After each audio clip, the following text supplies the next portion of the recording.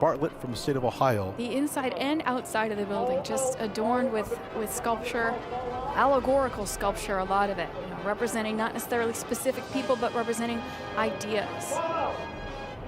Just like today is, as Chairman Blunt said, an assurance of our continued and unbroken commitment to continuity, stability, perseverance, democracy. The outside of the building, the architecture itself suggests permanence, stability. Yes. Oh, good observation.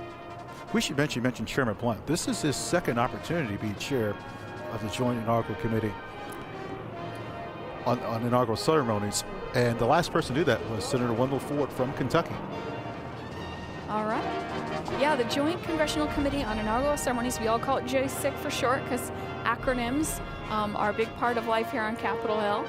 And they are the official hosts of today's 59th inaugural ceremonies. Official host JCIC, and you're watching our live stream feed. We've got a view of the west front there, looking right at it from the center. You can see the platform there.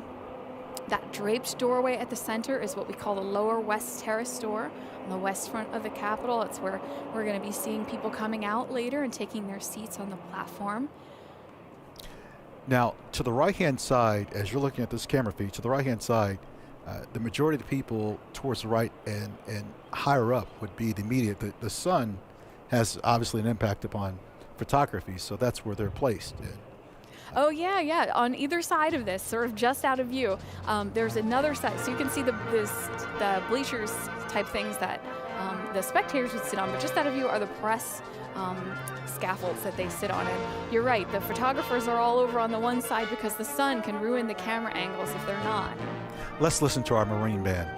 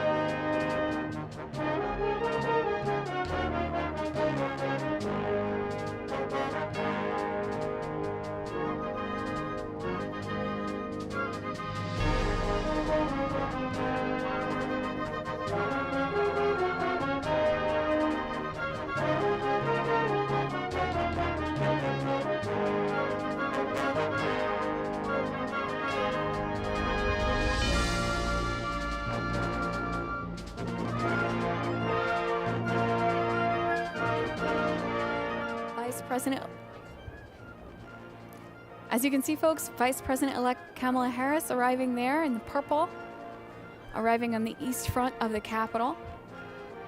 They are greeted by the Senate Sergeant of Arms, Jennifer Hemingway, and the acting House Sergeant of Arms, Tim Blodgett. And there is President-elect Biden there, just out of the car, moving toward Vice President-elect Harris.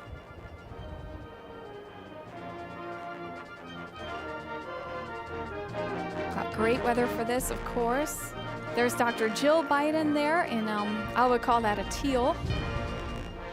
Teal? Teal or turquoise? Who am I to? Teal and turquoise? Question. Turquoise with teal trim.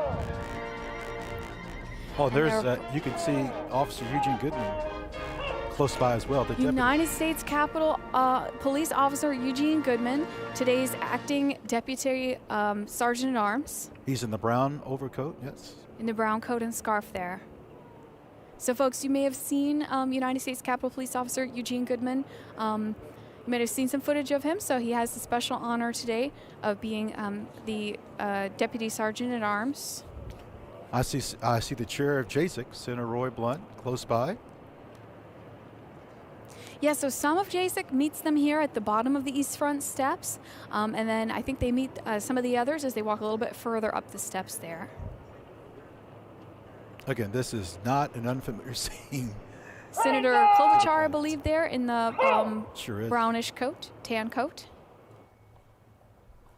And here we go, starting the walk up the stairs, the East Front stairs. Now remember, folks, presidents used to be inaugurated right here on these East Front steps. Presidents were inaugurated here, basically starting with Andrew Jackson. I think President Reagan got it right. The West Front is so much better, but it's historic to be on the side. The move to the West Front in 1981 is one of those things where people think it's always been that way. Just like the Supreme Court getting their own building in 1935, we think it's always been that way. Here we go, going up the East Front steps. You can see some United States Capitol Police officers flanking there. And approaching the east door. Beautiful carved bronze doors. Tourists used to enter through here. The Speaker's office used to be in the lobby out to the left.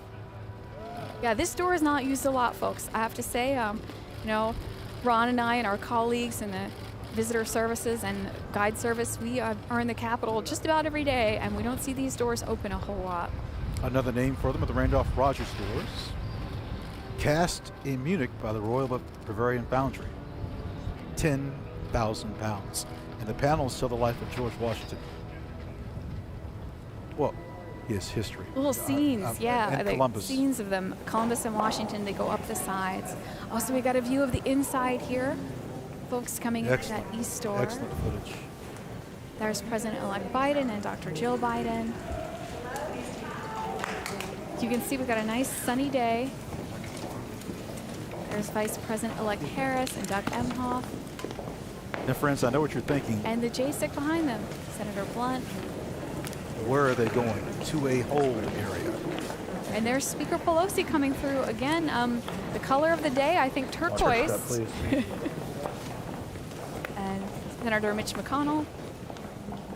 And here we are looking at the Marine Band again. Like I said, they are going to be playing all day. And a little close-up of those uniforms, or a little bit of detail about those uniforms. As you know, they have the epaulettes, the braiding on the shoulders. But Ron, trivia question for you. Do you know what the braids in the front are? They sort of hang down. They almost look like a bolo tie, sort of. I don't, and I should. They're called aiglets. Aiglets. And you can see the ones on the officers are gold. And then the other folks in the band there, Marine Band, they have white epaulettes and aiglets. So they're sort of hang down in the front, little sort of tassely looking things. Oh, look at the passion of the director.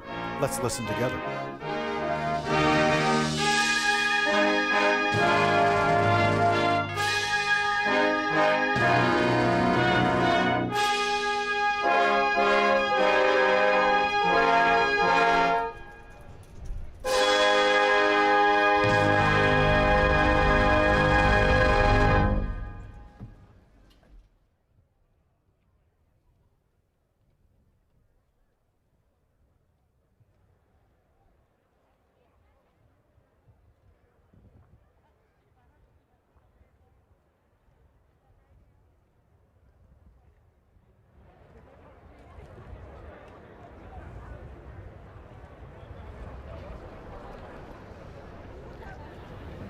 Ladies and gentlemen, this is typical of inaugurations on the West Front. What are we doing? Waiting patiently. I think that may be Representative Delorio there. Her green footwear just at the top of camera now, but she's usually got some distinctive hair color and clothes that we can spot her even with masks on. It's difficult sometimes to identify our members of Congress when everybody is masked up in this pandemic. Now, Jen, people have watched for a couple hours now, and they might be wondering, well, wait a minute, I see marble that's different colors. You would be correct. Oh, yeah. That marble from Vermont, Maryland, and Massachusetts, specifically Lee, Massachusetts. Yeah, and on the inside of the building we see a lot of sandstone and a little bit of concrete. These are concrete walls here inside what we sort of lovingly refer to during inaugurations as the chute, right? This is where people are going to be sort of slaloming out. If you will. The chute brings to mind kind of like a water park, right? But they're going to kind of come down from the rotunda and out those doors onto the platform on the west side. So the door just behind us in this shot. This chute is at the bottom of the staircase, which connects to the crypt.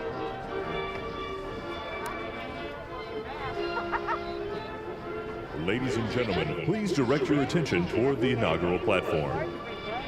The Chairman of the Joint Chiefs of Staff, General Mark A. Milley.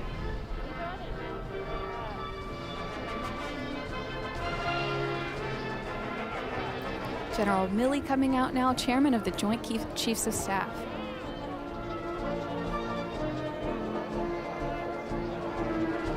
Now again, on previous inaugurations, you would just see tens of thousands of people. Now see, this is still quite a moment. Yeah, this platform normally packed elbow to elbow. Folks in there, just like the early House and Senate chambers, actually. You know, National Statuary Hall members were crammed in there elbow to elbow until they expanded into the new House chamber in the 1860s. I want our audience to, maybe not now, but this afternoon, this evening, YouTube or Google inaugurations in the past. You will see people sprawled, not on the west side, but the east front, everywhere, hanging from the dome in places they shouldn't be. This is a most appropriate sight. Yes, famous photograph of Lincoln inaugural. It's just crammed with spectators. That is Steve Scalise there on the right, I believe. It would be from Louisiana. He would be the minority whip. Our Marine band playing. They've got, like I said, they've got a full day. They've got a full concert. It's one tune after another there. We're going to be hearing from them some familiar tunes and some special selections. Marine band, they've also got what's called the blood stripe, I believe, down the side of the trouser leg, which is unique to their uniform. Okay, we're back to the chute. Ron's leaning in close to identify who we're seeing on screen here.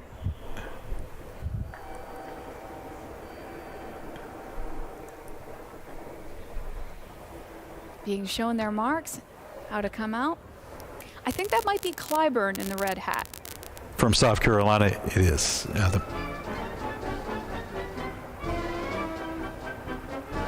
And everybody's got to know before they come out where they're going to on the platform. There's the signed seating. There's little signs on the chairs. We saw a little bit of that earlier. United States House of Representatives, Republican Whip, the Honorable Stephen Scalise, and Majority Whip, the Honorable James E. Clyburn. So for our younger students, when you hear the word whip, that's the person that assembles the votes. That person makes calls and addresses before a bill gets to the floor, so they have a good idea whether it's going to go through or not. The term comes to us, I think, from hunting. It refers to the whipper in, sort of rounds up and makes sure all the hunting animals are pursuing in the right direction. So it's a good metaphor for our whips in Congress to sort of round up everybody to vote. Got some more folks coming down from the crypt here. From the state of Vermont. I saw Senator Thune in front. Those columns that you see, the crypt of the Capitol, just underneath the dome.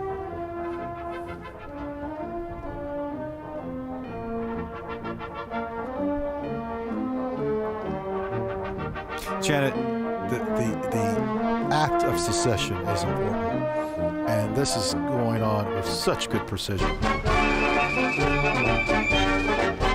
As it always has. We've heard it now a couple of times from members of the JSIC, an event commonplace and miraculous, this peaceful transfer of power. And the fact that it's all orchestrated, coming off together. There's Senator Graham. Lindsey Graham. I see Senator Dick Durbin, who I ran past by in the cleaners last week. It looked like Senator Cory Booker was in front of them as well. Well, they're squinting at us and we're squinting at them. Senator Bernie Sanders. Probably folks recognize Bernie Sanders. Senator from Vermont. Well dressed for potential bad weather. Oh, he could be in a short sleeve shirt. I mean, he's used to this. This is really comfortable weather for today's inaugural compared to some years past. Such as President George W. Bush. I can recall walking down the street, sliding on Constitution Avenue, just trying to get a glimpse. It was 1829, Andrew Jackson's inauguration. The weather was so bad they had to do it inside the House chamber. This tradition that we're observing today, of course, this tradition is older, far older than you or I or anybody else who's watching today. But this tradition has also evolved over time. It's changed, and things have changed about it. And so today's inaugural looks different than previous years. Ladies and gentlemen, there have been a lot of leadership differences. of the United States Senate, President Pro Tempore Emeritus, the Honorable Patrick Leahy and Mrs. Marshall Leahy. Democratic Whip, the Honorable Dick Durbin and Mrs. Rima Doden. Majority Whip, the Honorable John Thune and Mrs. Kimberly Thune. Democratic Leader, the Honorable Charles Schumer and Mrs. Irish Wineshaw Schumer. And President Pro Tempore of the Senate, the Honorable Chuck Grassley and Mrs. Jennifer Hines. Senator Patrick Leahy has time for everyone. We see him on tour everywhere. His office is close by the rotunda. He'll greet everyone. He can give the tour. It's just amazing. He has been a special guest on many of my tours. Ladies and gentlemen, the members are so engaging with people. The late Congressman John Lewis, I can recall years ago, I waved him over. He says, "I'm going to vote and come back." And I said in my mind, no way. It took 15 minutes, but he came back and spoke to those young people. Well, Mr. Vice President Pence, he used to stand up, when he was a member of Congress, he used to stand up on the benches in the rotunda and give tours. I recall that all the time. It looks like Kevin McCarthy from California. I believe we'll be seeing the beginning of the JSIC leaders going out to the platform here. That might be Senator Schumer we're seeing from the back again there. Who once was a chair of the Joint Congressional Committee on Inaugural Ceremonies.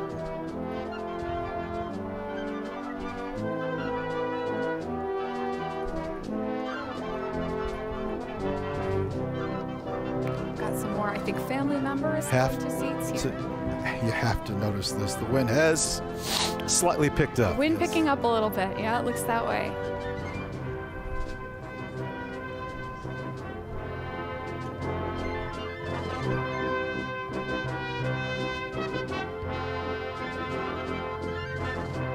I love this. The Constitution brings us here. It's really one sentence that is necessary. The oath. Well, 37 words or 30. You know, it originally minutes. said, "I do solemnly swear or affirm I will faithfully execute the office of President of the United States." And James Madison and George Mason insisted the chief executive should also swear an oath to the Constitution. And so Congress approved that version. So they added a little bit to that oath of office. That's what brings us here, the Constitution. And this date is because of the 20th Amendment. This was mentioned in the video area. Senator George Norris from the state of Nebraska proposed this in 1925. Yeah, again, in terms of those things, we think of them as always happening this way. We think inaugurations always in January, but until quite recently, they were happening at other times, including March. We saw earlier in response to our trivia question that George Washington was actually inaugurated April 30th, but a lot of the other ones, March 3rd or March 4th. Or in some cases, if it's on a Sunday, March 5th. Yes, and if inauguration falls on a Sunday, that's right, they do not have it on the Sunday. They do kind of a small swearing in and then the official ceremony the next day. Actually, President Wilson, I believe it was inaugurated on a Sunday. That happened once. It looks like Senator Mendez from New Jersey there. Forgive us if we're hesitating. It's difficult to see sometimes with masks. Also, the Capitol has been closed to tours out of an abundance of caution, of course, for some months now. And so, although these 535 members of Congress, senators are bosses, I would say, we haven't seen them in a little while. You know what's fun, Janet? I've seen times where former members of Congress, they've just casually walked up towards the West Front, and they know they don't have a seat, but they kind of blend in. That's kind of fun. Ladies and gentlemen, I think we saw some former members arrive earlier. Dan Quayle. Here's former Vice President Dan Quayle, the Honorable Dan Quayle, about to step through the chute and out the door.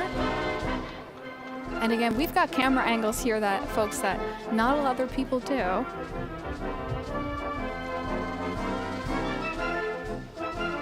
Although there is a little zone set aside, so if anybody, there's a little moment off camera where they can straighten a tie or just do a quick check every hair is in place. Of course, with the wind on the platform, there's only so much you can do, but at least when you step out.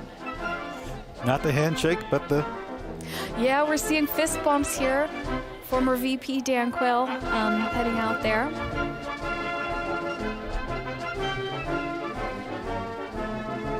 We thought, I guess, that Mrs. Quayle, Marilyn Tucker Quayle, I believe, was going to be accompanying him, but looks like he is out there by himself today. A lot of things different this year. This scene doesn't always look like this. No. With so few chairs, people have to get up and move around, and they are able to move around. So I think we're seeing a little bit more socializing and photo taking. And of course, as we mentioned, not handshakes, but handshake equivalents. Safe handshake equivalents. To be clear, we miss the people. Of course. Question. We miss the people. They belong here, and just the sheer...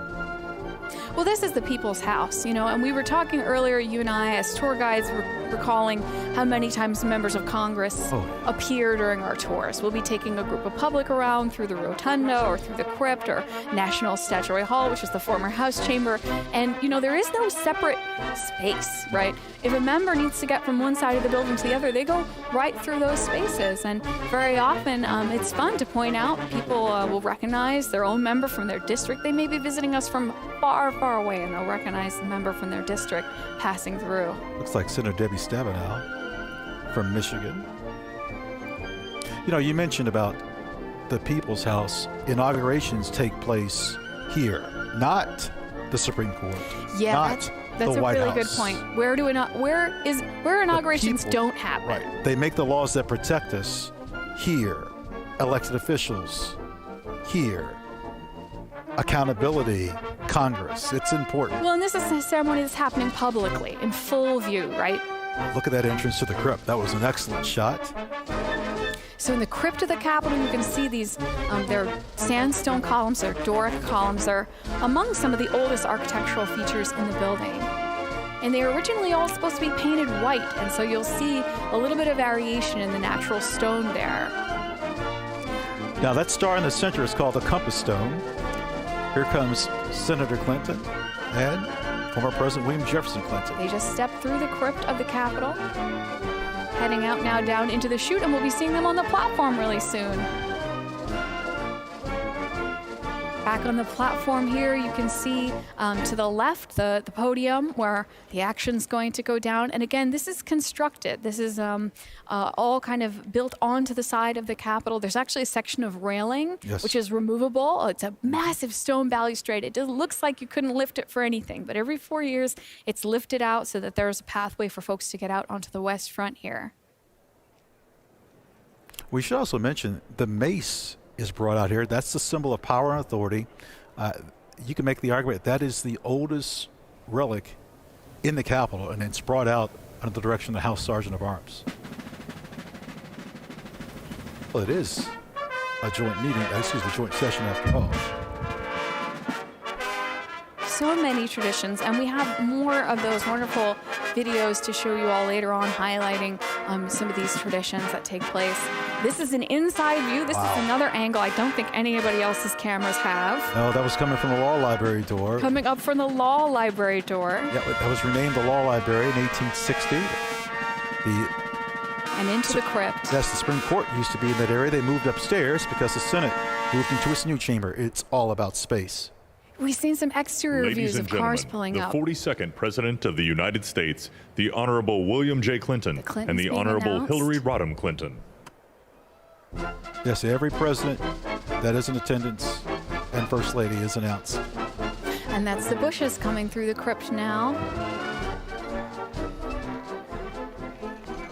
And down the other side of the crypt into the chute. They'll be on the platform soon, too, with the Clintons.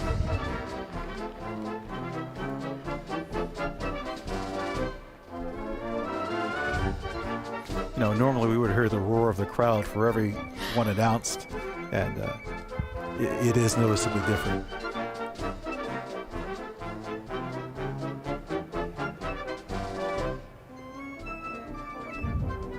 I mean, I've always staggers me to imagine how Reagan's second inaugural in '85, how they had to move it into the rotunda and try to stage this massive event inside.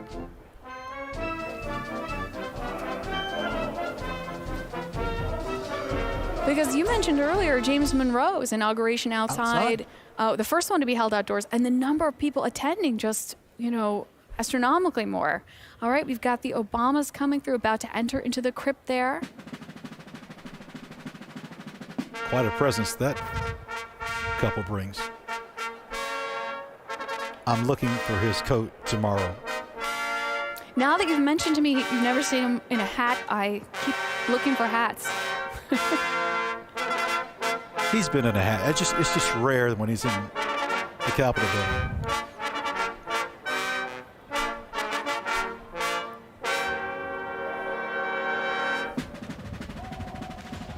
And all these folks we're seeing, this is their home. Oh, very. They have memories here going back years. Familiar faces around. Ladies and gentlemen, the 43rd President of the United States, the Honorable George W. Bush and Mrs. Laura Bush. The Bush is coming out of the chute and onto the platform. Oh, we got a scarf slip there. You're right, that wind is picking up. The Bush legacy, formidable. There is a tree planted to President Bush on the House side of the Capitol. And the member's name is eluding me, Lamar Smith, who had it planted. Yes, I pass by it quite frequently. Inaugurations almost like track the history of technology in this nation. Think about the early ones. There's no radio, no television. There's no amplification. A lot of people, I think, complained that they couldn't hear George Washington giving his speech. The first one to have amplification, 1921, Warren G. Harding. Oh, we have got the justices arriving executive here. Branch.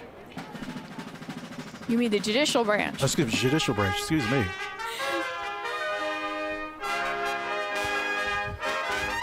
There's the herald trumpets. You mentioned inaugurations. How about President Lincoln? People were within 10 feet from him. Oh, yeah. Soldiers with weapons. Those are called tabards, those things that hang on their trumpets there. They have two sets. They have a navy blue and a white. So those are the navy blue that we see there on the herald trumpets. U.S. Army Herald. herald trumpets. So our justices in their robes coming down. It's my understanding that they gather in the Ladies old court and chamber. gentlemen, the 44th the robes President on of and the kind of come all United out States, together. the Honorable Barack H. Obama and Mrs. Michelle Obama.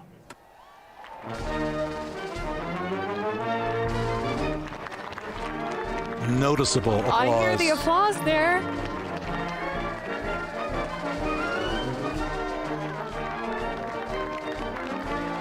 Very helpful to have announcers. As a senator, I once shared the same elevator with him. You know, I got after you? here, I actually moved to Washington on Election Day in 2008. Came here to work at the Capitol just about a week later. And then, so my first big public event was actually President Obama's first inaugural, 2009. And my job for the day was actually to escort people to their spots, to their seats. Oh, nice. As we mentioned this year, you know, different seating than in years past.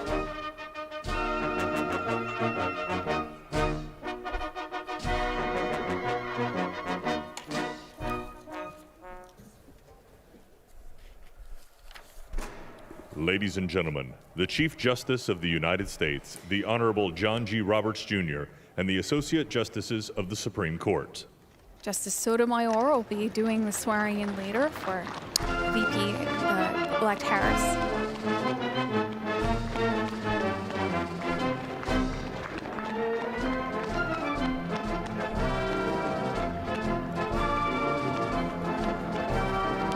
Yes, careful, everyone. Yeah, everyone needs to watch their step. There's carpeting there. I know what people are thinking. Why can't they take an elevator? It's just not that simple. Well, this is a historic building. It's Well, just to get to that point, there's other areas. Justice Barrett, I see, just towards the end. Elena Kagan there. Yep, Justice Kavanaugh. It would seem that they have stepped out in order, almost in the way that they're seated, right? Because they're seated in the chamber, Chief Justice in the middle, and then the other Associate Justices Ladies and fan out on gentlemen, either side the in children order of of Vice experience. President-elect Harris and Mr. Douglas Imhoff, Cole Mackin Imhoff, and Ella Rose Imhoff. You know, I was reading that we have a lot of stepmothers involved in the ceremony today. Dr. Joe Biden, stepmother to President-elect Biden's sons, and then, of course, Vice President-elect Harris, stepmother to these two individuals here. This is likely as much as we'll see of the children as coverage of young people.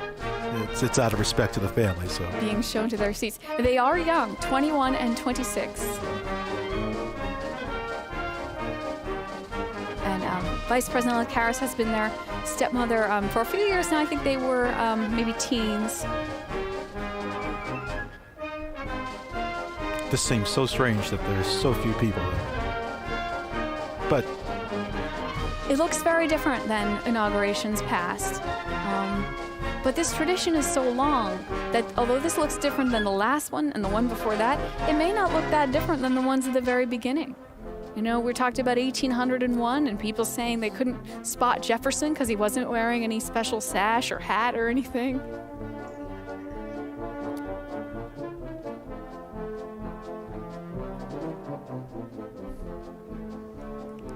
Coordination of spacing. These are more family members here, I believe.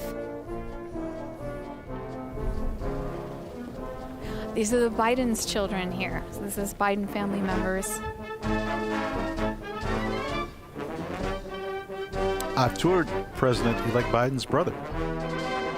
You know, in addition to years ago. You know, I think folks, when they think about visiting the Capitol, they think about sending their young students here on field trips from all over the nation, or think about coming in and looking at the artworks with us. But we do give tours sometimes to important guests and dignitaries. We're very fortunate. Former President Clinton there, shown on the platform.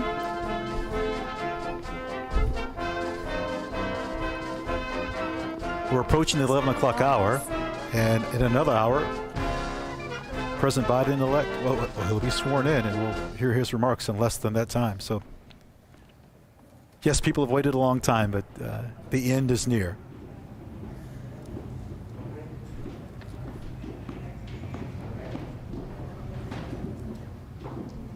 All right, so the Biden children, grandchildren, about to step into the chute and out onto the platform. Robert Hunter Biden II, Ashley Blazer Biden, and the grandchildren of the president-elect there.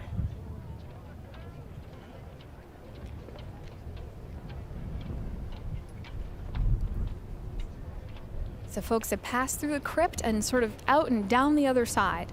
Down here toward the west front, they're about to step through the draped door that we've been looking at from the outside of the platform, kind of just beneath those flags.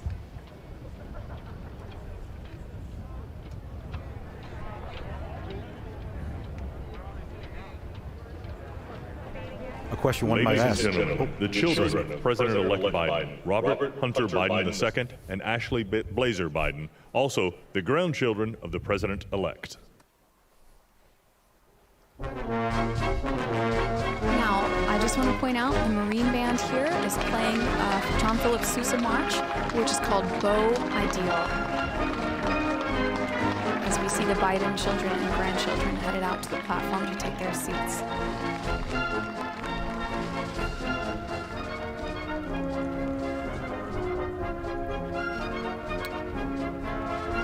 This is the area of the Capitol Visitor Center. Yeah, that's the area where the Visitor Center attaches to the old front of the Capitol. So if you look closely at the walls here, you can see sandstone from the 2000s attached to sandstone from the 1800s, and a little clear window in the floor. Coming through the crypt. You know, with the approach of Vice President Pence, who's a pretty cool customer, if this isn't emotional, it will be when he leaves on the East Front. So it'll be interesting to see for him and his wife. Just their posture coming down, what the emotions might be. Has to be surreal. Yes. And while all this is happening, the platform filling up with members, you know, the president-elect waiting somewhere inside the Capitol. If you can imagine folks being backstage before a big performance, the jitters, the butterflies, hoping you remember your lines, hoping you remember your marks, right, where you're supposed to stand.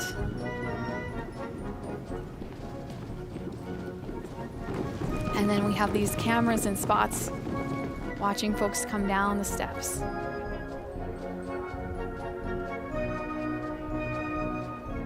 Just behind those steps is actually the spot where they were meant to entomb George Washington, underneath the crypt of the Capitol.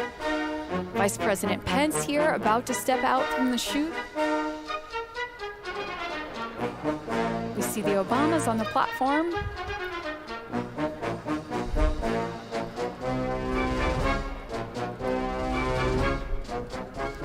Soon there'll be an announcement for everybody to be seated, but not yet.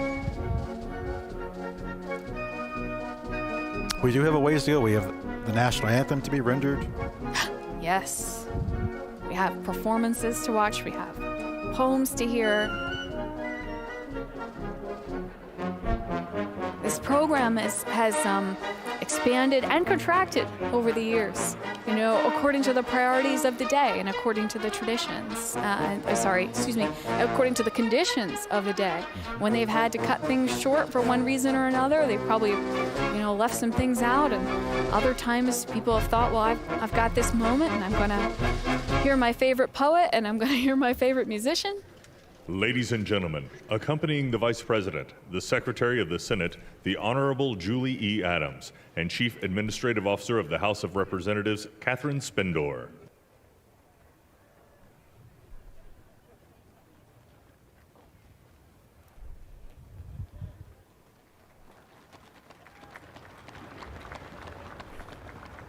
So we got the Secretary of the Senate, Chief Administrative Officer of the Senate there, accompanying Vice President Pence. Mr. Adams was on the left-hand side. And Karen Pence, his wife. Here with Vice President Pence, getting ready to come out of the chute. The Pences have my church. Yes.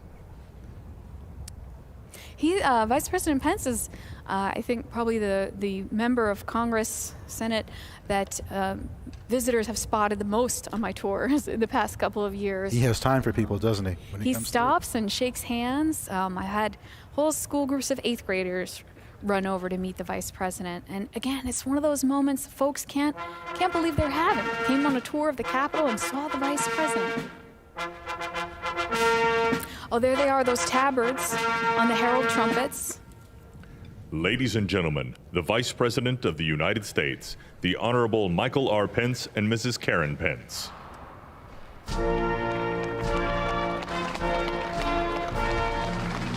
Quite a warm reception. Marine Man playing Hail Columbia.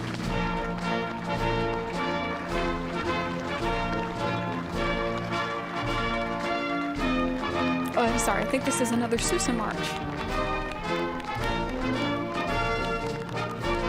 As the Pences step out onto the platform, headed to their seats. Oh, riders for the flag, yes.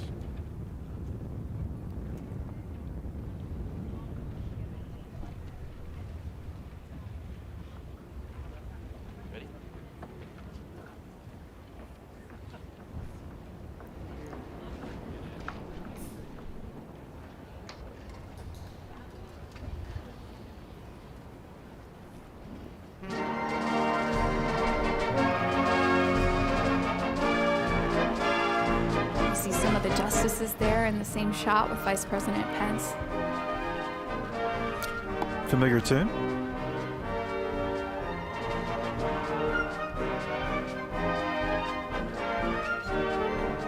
You can hear the audience singing "This Is My Country." You can hear that.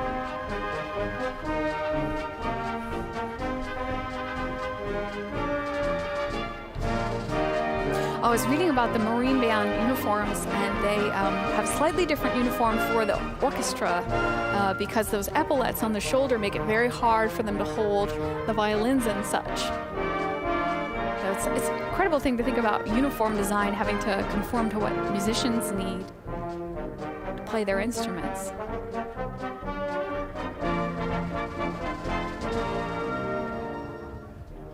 Vice President Pence there on the, oh, we see there's Dan Quayle and George W. Bush there exchanging a greeting on the platform. Former presidents and former vice presidents and justices, you can see them all there.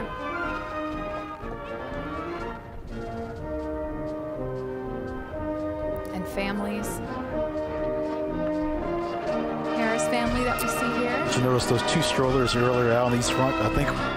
I didn't see the strollers. Yes, two strollers. Sure. On the east front. I think we know who's in those strollers now. I think we do. Got some small ones there.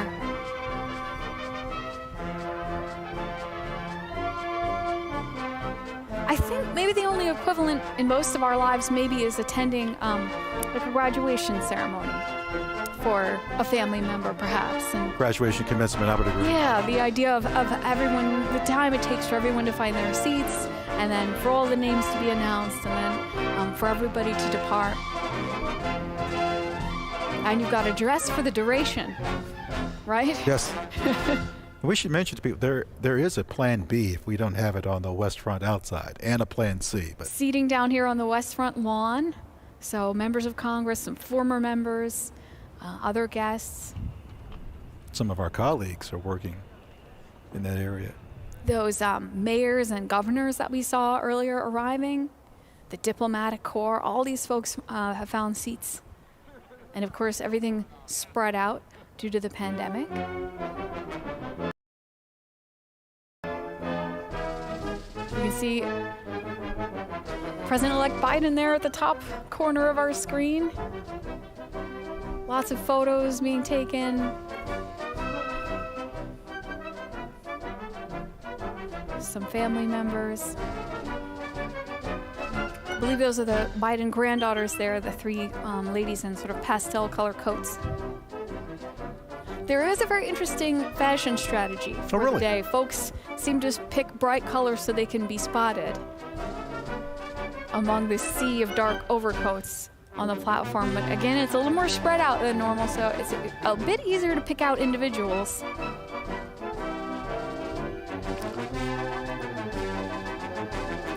view of the Marine Band here. You know, one thing we've noticed, no one has, gone back into the entrance. Coming out the west door. Yes, once you're Nobody's out. gone back in the west Once you're door. out, I think that's it.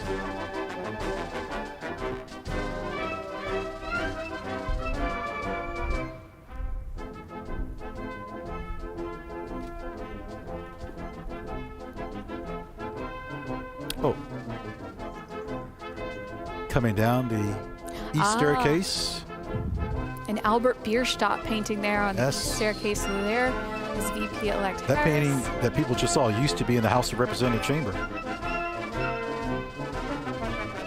And they're preparing to walk across the crypt. So that escalator you can spot at the back of the shot, that's leading down into the Capitol Visitor Center, the newest part of the Capitol complex, opened up in 2008. December 2nd. I remember that one. Officer Goodman. In the light brown coat. Well, that's going to be quite a moment. Quite a moment.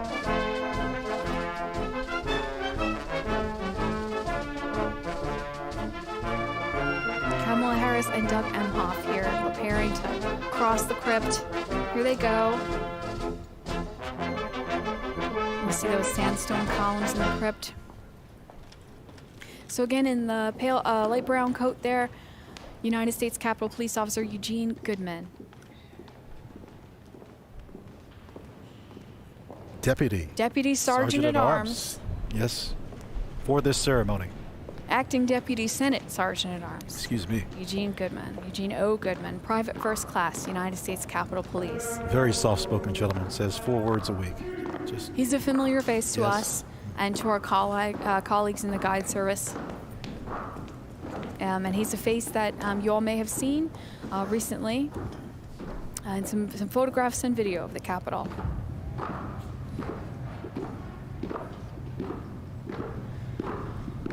We can hear the footsteps of VP-elect Harris coming down the stairs from the crypt.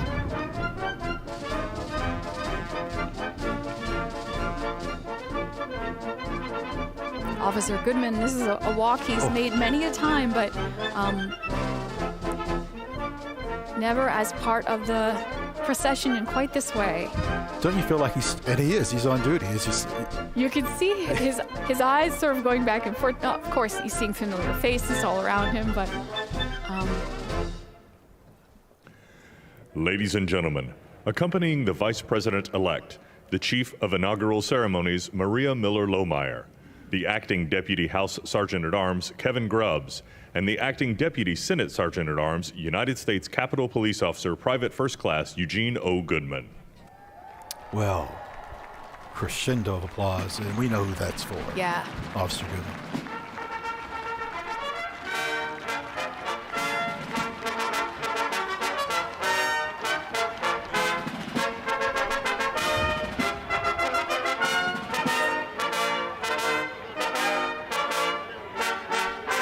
His actions more than heroic. Oh, there we see Speaker Pelosi. And it looks like the rest of the JSIC there preparing to cross. So Warrior in the red scarf. we've got to spell out our acronyms. It's the Joint Congressional Committee on Ladies and Inaugural gentlemen, Ceremonies. the Vice President-elect of the United States, Kamala Devi Harris, and Mr. Douglas Emhoff.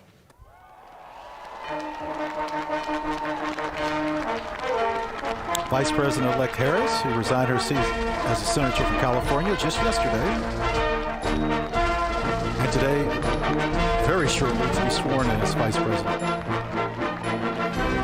So her office within the Capitol will move Yes. from her senator's office to the vice president's office. You know, it's really Senate side Richard of the Nixon that Capitol. really transferred the location of the vice presidency, working towards the old executive office building. And putting the locus of the vice president's office here at the Capitol. Because, of course, they are the tie-breaking vote in the Senate. All right, so on our camera there on the right, we can see Representative Hoyer in the red scarf, member of the Joint Committee, the JSIC. Joint Congressional Committee on Inaugural Ceremonies.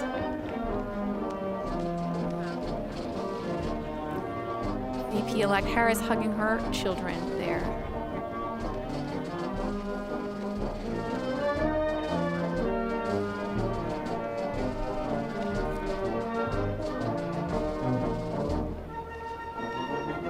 Oh, that's a moment there. Vice President. VP Vice meeting President. VP. Yes, Harris-elect.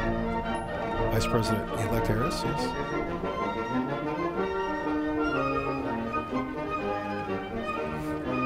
And notice the real furniture, folks. There's folding chairs out there, but that's a real chair and a real table. And on that table, I believe, are some of the sacred texts that are going to be used today. Representative Clyburn there having a moment with VP-elect Harris.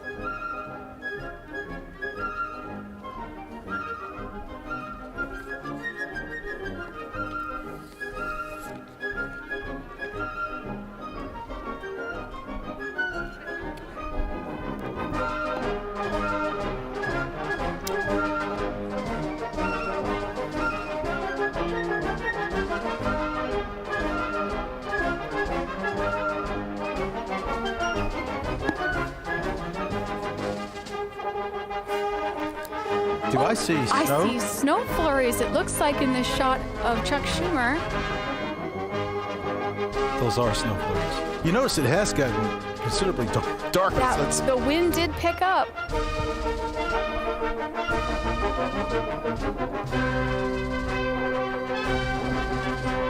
Well, soon to be the 46th president. Joe Biden, Dr. Joe Biden, making their way. Getting ready to cross through the crypt.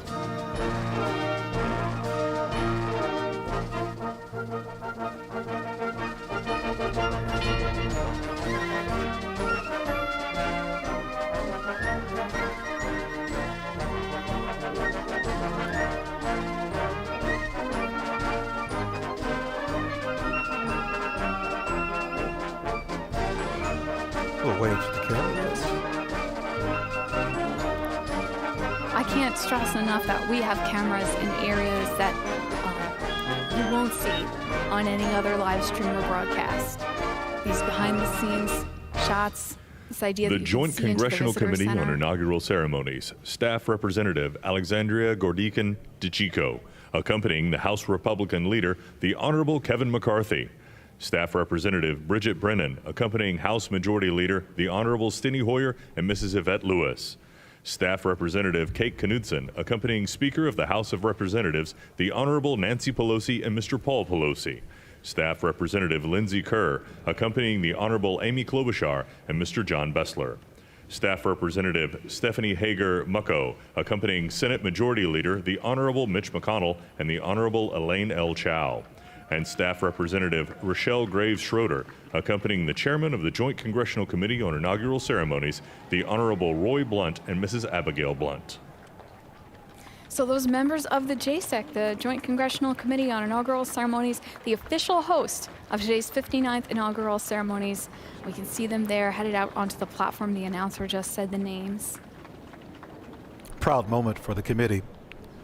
They've put all this together. Not just September, well before that, the planning has gone on. And let's be honest, this has been a different inauguration and hopefully something that we won't see again for a lot of different reasons. And they've really pulled this off handsomely. There goes Senator Blunt, the former Majority Whip of the House. He's been through a few of these ceremonies. Again, this is the second time he has chaired this committee. Yes. There's been 5 people to chair the committee twice, and Senator Blunt would be the latest.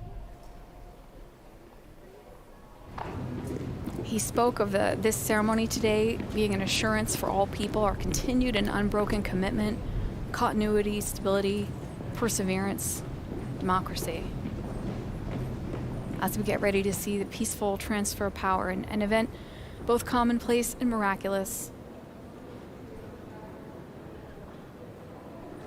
President-elect Biden here and Dr. Jill Biden just passing through the crypt of the Capitol, soon to emerge onto the platform. We can see the back of the Obamas here on the platform.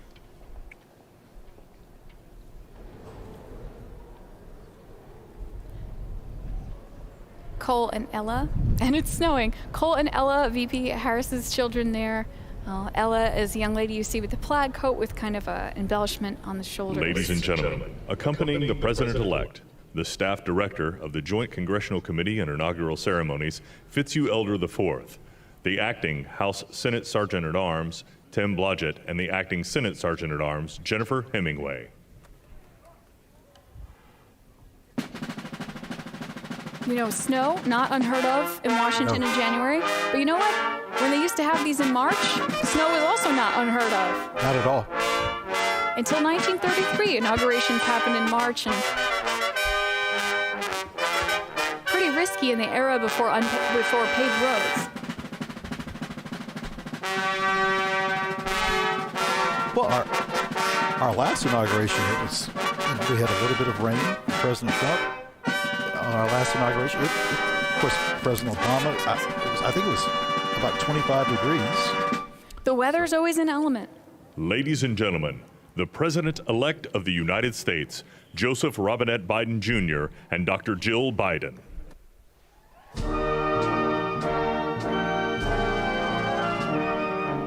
This piece by the Marine Band Trio from Hail America.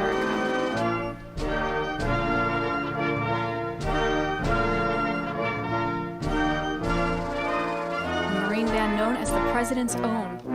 They play at the pleasure of the President and the Commandant of the Marine Corps. And they played at every inauguration since Jefferson's.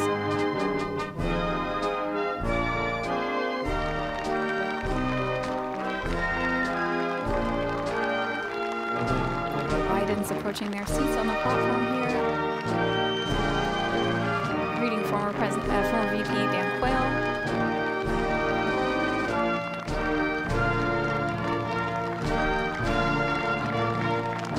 Look at his eyes. The pride. Ladies and gentlemen, please be seated. That's a phrase that is well welcomed right now.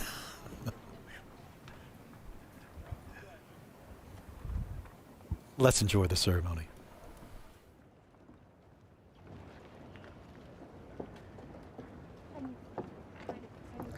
Please welcome the Honorable Amy Klobuchar.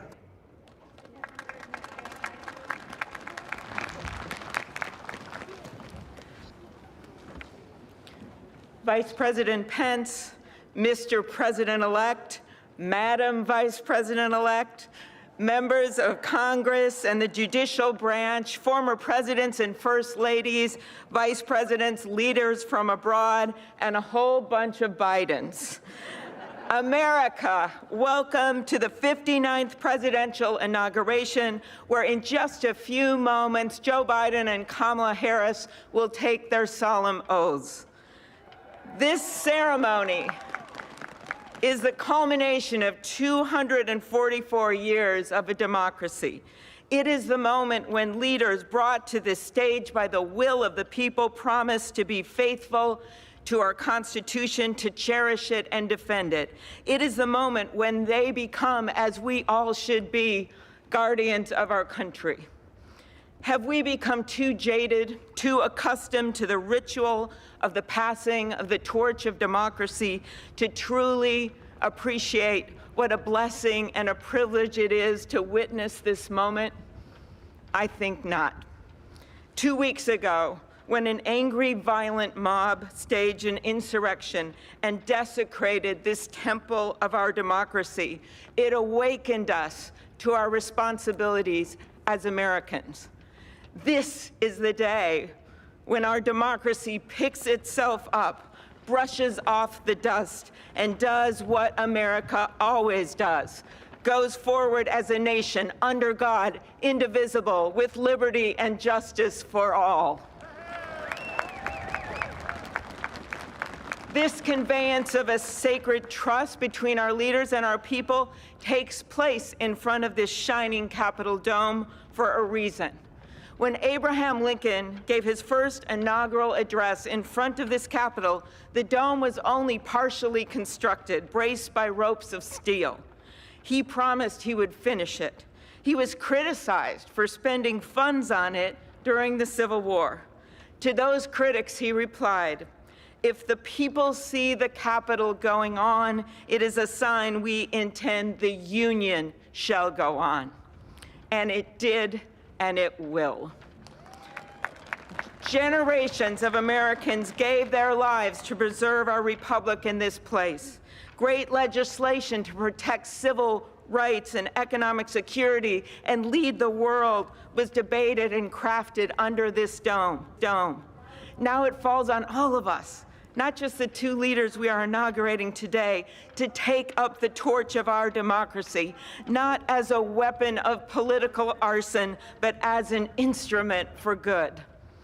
We pledge today never to take our democracy for granted as we celebrate its remarkable strength. We celebrate its resilience, its grit. We celebrate the ordinary people doing extraordinary things for our nation, the doctors and nurses on the front line of this pandemic, the officers in the Capitol, a new generation never giving up hope for justice. We celebrate a new president, Joe Biden, who vows to restore the soul of America and cross the river of our divides to a higher plane.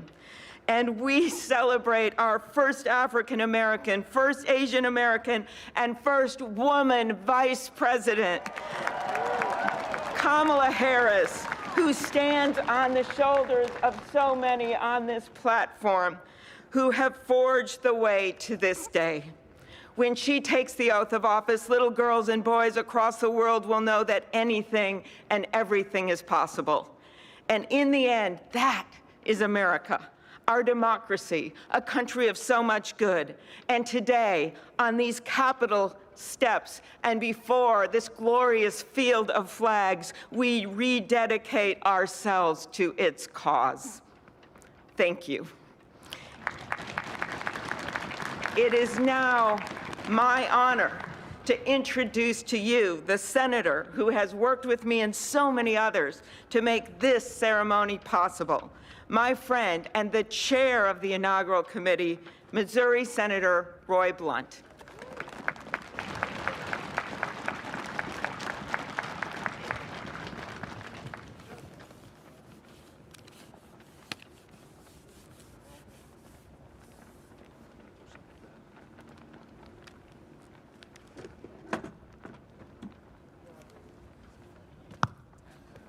Well, I should have known when Senator Klobuchar got involved, at least there'd be a touch of snow up here this morning. Of all the things we'd considered, I don't think snow was on my agenda till I walked out the door a moment ago. But thank you, Senator Klobuchar, and thanks to the other members of the Joint Congressional Committee on the Inauguration as we officially begin the 59th inaugural ceremony. I also want to thank the Joint Committee staff and our partners, particularly our security partners, for the way they've dealt with unprecedented circumstances. When I chaired the inauguration 4 years ago, I shared President Reagan's 1981 description of this event as commonplace and miraculous. Commonplace because we've done it every 4 years since 1789. Miraculous because we've done it every 4 years since 1789. Americans have celebrated this moment during war, during depression, and now during pandemic. Once again, all three branches of our government come together as the Constitution envisions. Once again, we renew our commitment to our determined democracy, forging a more perfect union. That theme for this inauguration, our determined democracy, forging a more perfect union, was announced by the Joint Committee before the election with the belief that the United States can only fulfill its promise and set an example for others if we are always working to be better than we have been.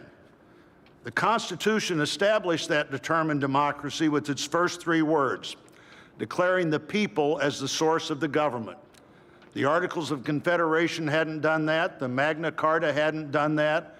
Only the Constitution says the government exists because the people are the source of the reason it exists. They immediately followed those first three words with the words to form a more perfect union. The founders did not say to form a perfect union. They did not claim that in our new country nothing would need to be improved. Fortunately, they understood that always working to be better would be the hallmark of a great democracy. The freedoms we have today, the nation we have today, is not here just because it happened, and they aren't complete. A great democracy working through the successes and failures of our history, striving to be better than it had been. And we are more than we have been, and we are less than we hope to be. The assault on our Capitol at this very place just 2 weeks ago reminds us that a government designed to balance and check itself is both fragile and resilient. During the last year, the pandemic challenged our free and open society and called for extraordinary determination and sacrifice, and still challenges us today. Meeting that challenge head on have been and are healthcare workers, scientists, first responders, essential frontline workers, and so many others we depend on in so many ways. Today we come to this moment. People all over the world, as we're here, are watching and will watch what we do here. Our government comes together. The Congress and the courts join the transition of executive responsibility. One political party more pleased today and on every inaugural day than the other. But this is not a moment of division, it's a moment of unification. A new administration begins and brings with it a new beginning. And with that, our great national debate goes forward, and a determined democracy will continue to be essential in pursuit of a more perfect union and a better future for all Americans. What a privilege for me to join you today. Thank you.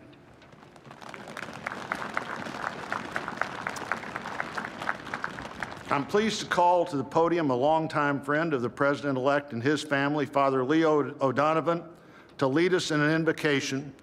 Please stand if you are able and remain standing for the national anthem and the pledge to our flag.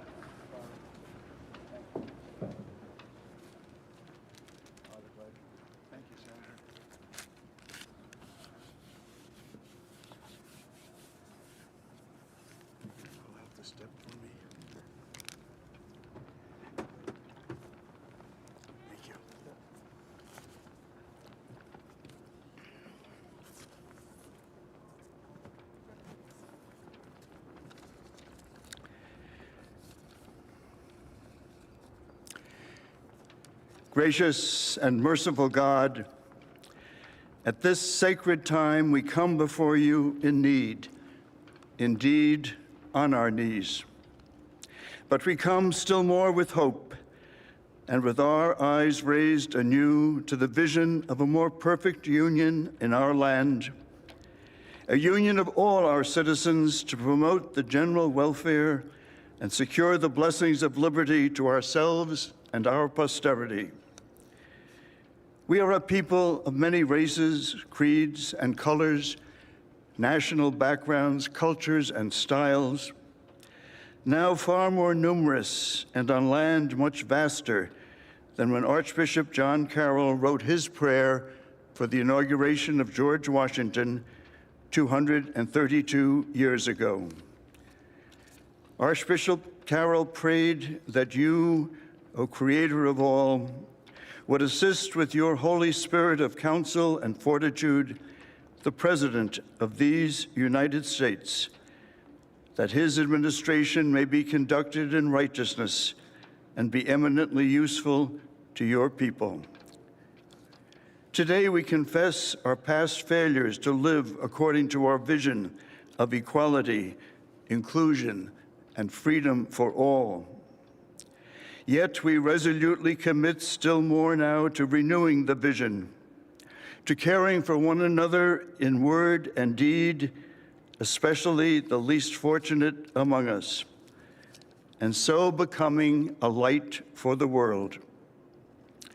There is a power in each and every one of us that lives by turning to every other one of us, a thrust of the Spirit to cherish and care and stand by others, and above all, those most in need. It is called love, and its path is to give ever more of itself.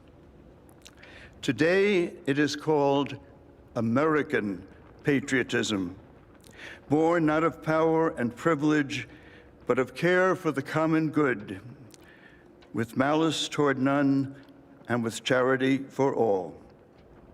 For our new president, we beg of you the wisdom Solomon sought when he knelt before you and prayed for an understanding heart, so that I can govern your people and know the difference between right and wrong. We trust in the counsel of the letter of James. If any of you lacks wisdom, you should ask God, who gives generously to all without finding fault, and it will be given to you. Pope Francis has reminded us how important it is to dream together. By ourselves, he wrote, we risk seeing mirages, things that are not there. Dreams, on the other hand, are built together. Be with us, holy mystery of love, as we dream together. Help us under our new president to reconcile the people of our land, restore our dream and invest it with peace and justice and the joy that is the overflow of love. To the glory of your name, forever, amen.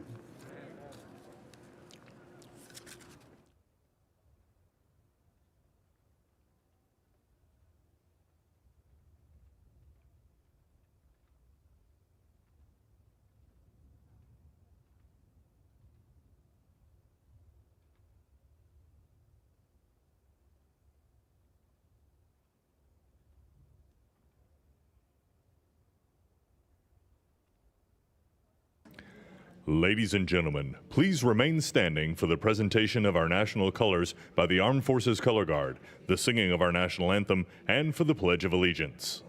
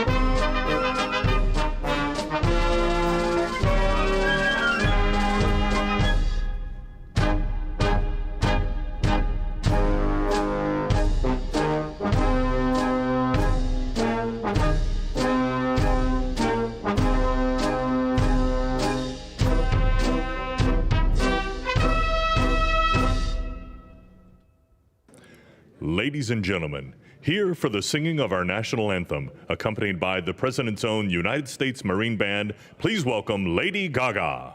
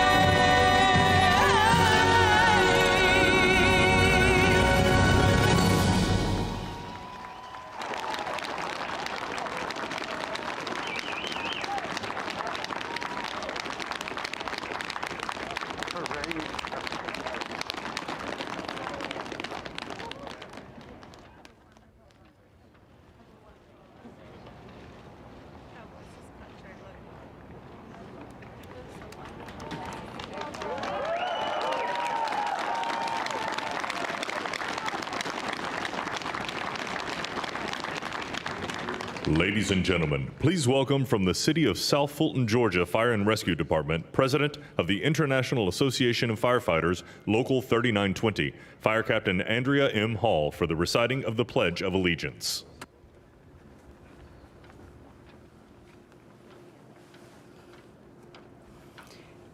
I pledge allegiance to the flag of the United States of America and to the republic for which it stands, one nation, under God, indivisible, with liberty and justice for all.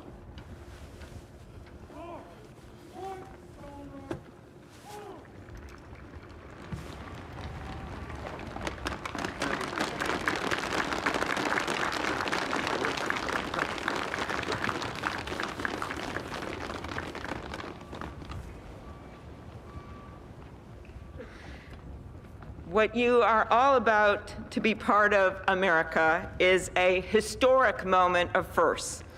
To administer the oath to our first African American, our first Asian American, and our first woman Vice President, Kamala Harris, it is my great privilege to welcome to the inaugural stage the first Latina to ever serve on the Supreme Court of the United States of America, Justice Sonia Sotomayor.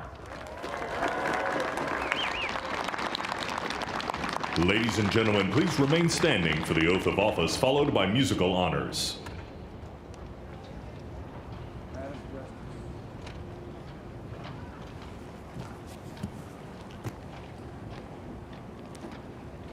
Please raise your right hand and repeat after me. I, Kamala Davy Harris, do solemnly swear I, Kamala Davy Harris, do solemnly swear that I will support and defend the Constitution of the United States that I will support and defend the Constitution of the United States against all enemies, foreign and domestic, against all enemies, foreign and domestic, that I will bear true faith and allegiance to the same, that I will bear true faith and allegiance to the same, that I take this obligation freely, that I take this obligation freely, without any mental reservation or purpose of evasion, without any mental reservation or purpose of evasion, that I will well and faithfully discharge that I will well and faithfully discharge the duties of the office on which I am about to enter. the duties of the office upon which I am about to enter. So help me God. So help me God. All right.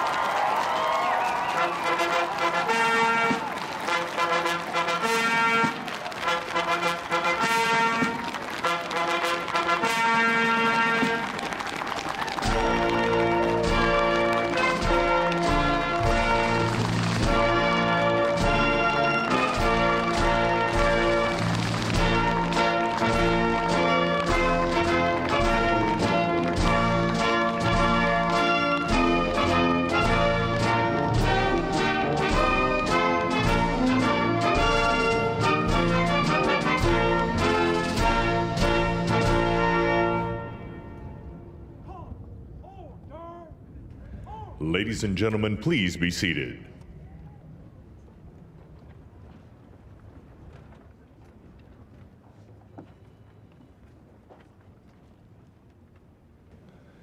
Please welcome Jennifer Lopez to perform This Land Is Your Land and America the Beautiful, accompanied by members of the President's Own United States Marine Band.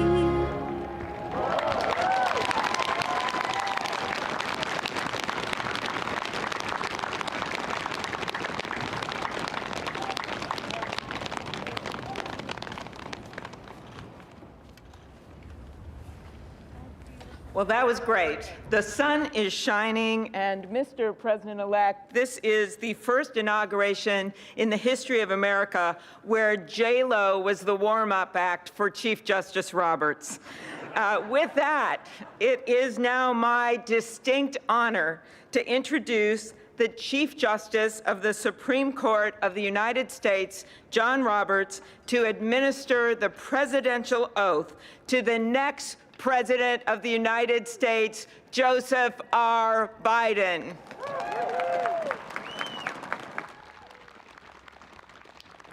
Ladies and gentlemen, please stand for the oath of office, followed by musical honors.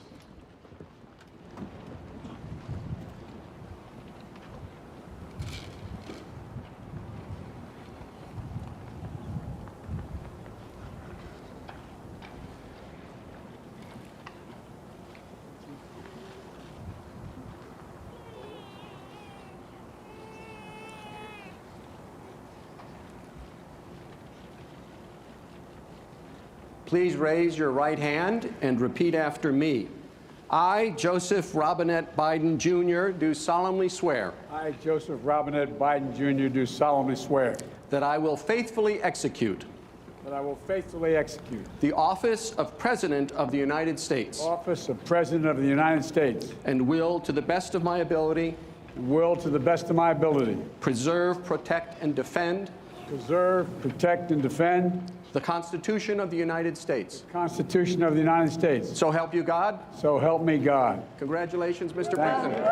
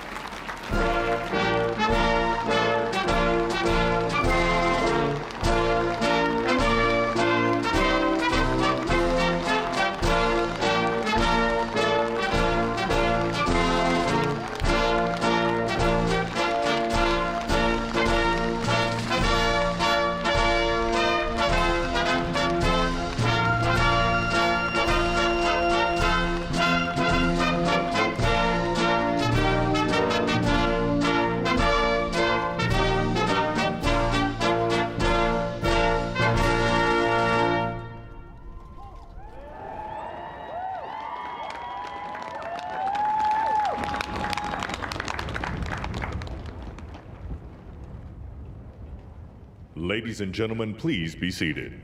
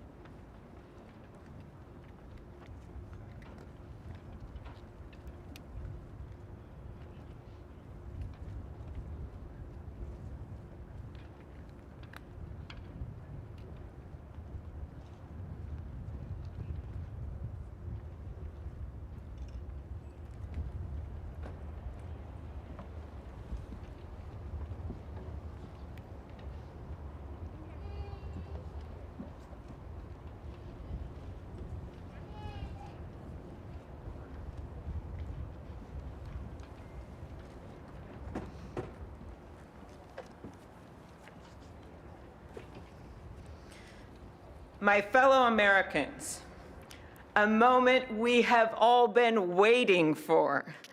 It is now my great privilege and high honor to be the first person to officially introduce the 46th President of the United States, Joseph R. Biden, Jr.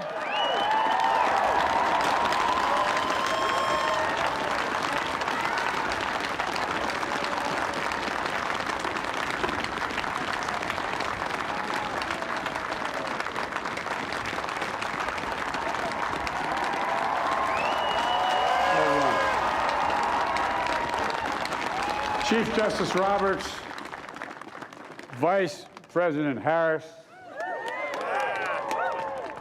Speaker Pelosi, Leader Schumer, Leader McConnell, Vice President Pence, and my distinguished guests, my fellow Americans. This is America's day. This is democracy's day, a day of history and hope, of renewal and resolve.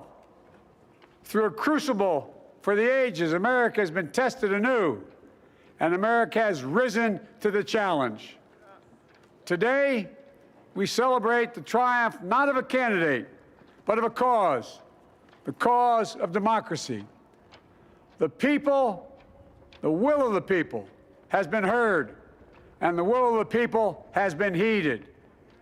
We've learned again that democracy is precious, democracy is fragile, and at this hour, my friends, democracy has prevailed.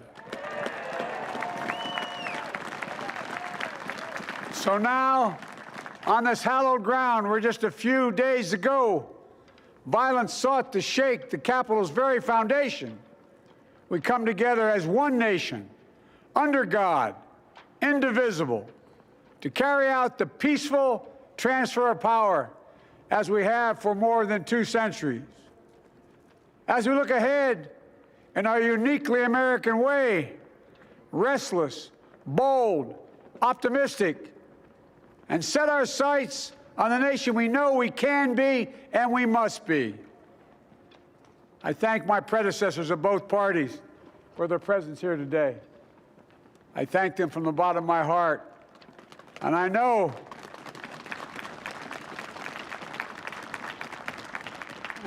the resilience of our Constitution and the strength of our nation, as does President Carter, who I spoke with last night, who cannot be with us today, but whom we salute for his lifetime in service. I've just taken the sacred oath each of those patriots have taken, the oath first sworn by George Washington. But the American story depends not on any one of us, not on some of us, but on all of us, on we, the people, who seek a more perfect union. This is a great nation. We are good people. And over the centuries, through storm and strife, in peace and in war, we've come so far, but we still have far to go.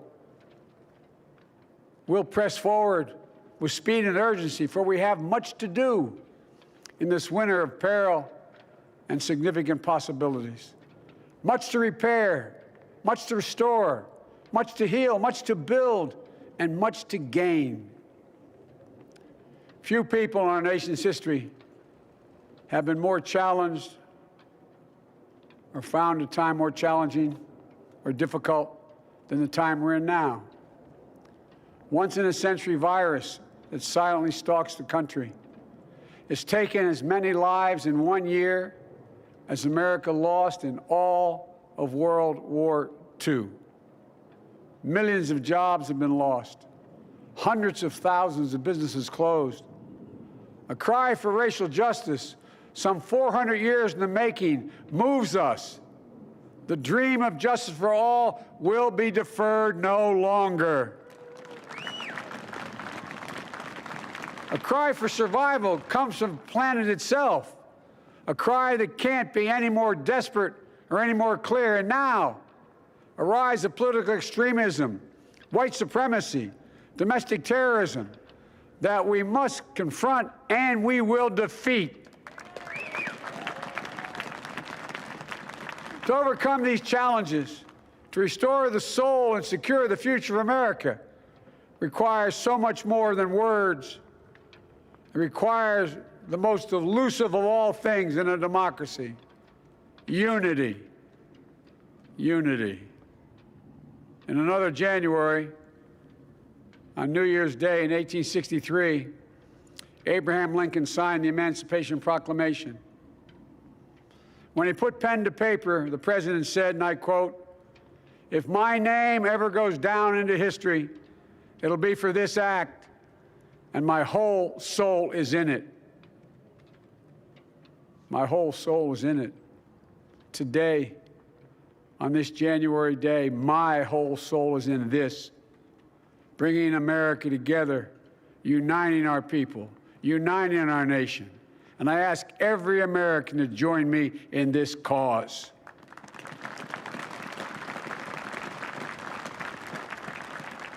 Uniting to fight the foes we face: anger, resentment and hatred, extremism, lawlessness, violence, disease, joblessness, and hopelessness. With unity, we can do great things, important things. We can right wrongs. We can put people to work in good jobs. We can teach our children in safe schools. We can overcome the deadly virus. We can reward work and rebuild the middle class and make health care secure for all. We can deliver racial justice, and we can make America once again the leading force for good in the world. I know speaking of unity can sound to some like a foolish fantasy these days. I know the forces that divide us are deep and they are real. But I also know they are not new. Our history has been a constant struggle between the American ideal that we're all created equal and the harsh, ugly reality that racism, nativism, fear, demonization have long torn us apart.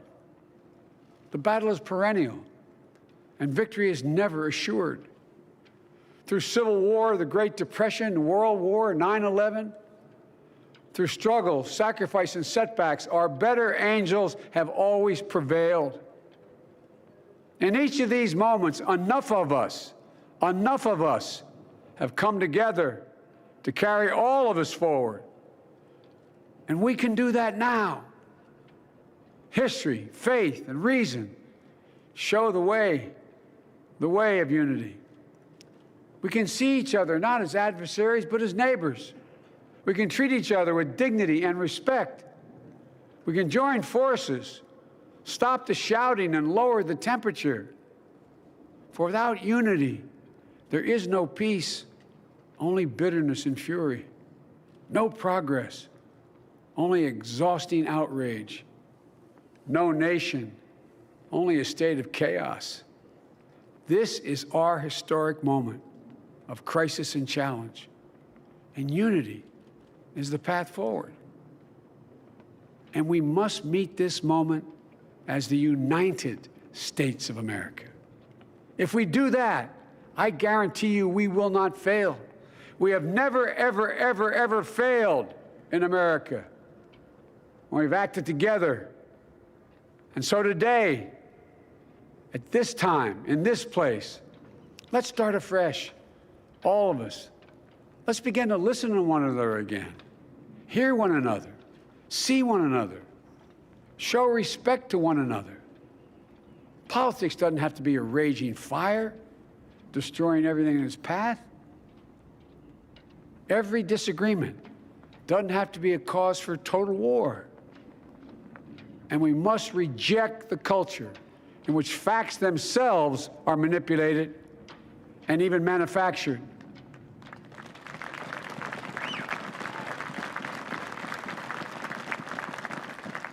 My fellow Americans, we have to be different than this. America has to be better than this. And I believe America is so much better than this. Just look around. Here we stand in the shadow of the Capitol Dome, as was mentioned earlier, completed amid the Civil War, when the Union itself was literally hanging in the balance. Yet we endured. We prevailed. Here we stand, looking out on the great mall where Dr. King spoke of his dream. Here we stand where 108 years ago, at another inaugural, thousands of protesters tried to block brave women marching for the right to vote. And today, we mark the swearing in of the first woman in American history elected to national office, Vice President Kamala Harris. Don't tell me things can't change. Here we stand across the Potomac from Arlington Cemetery, where heroes who gave the last full measure of devotion rest in eternal peace.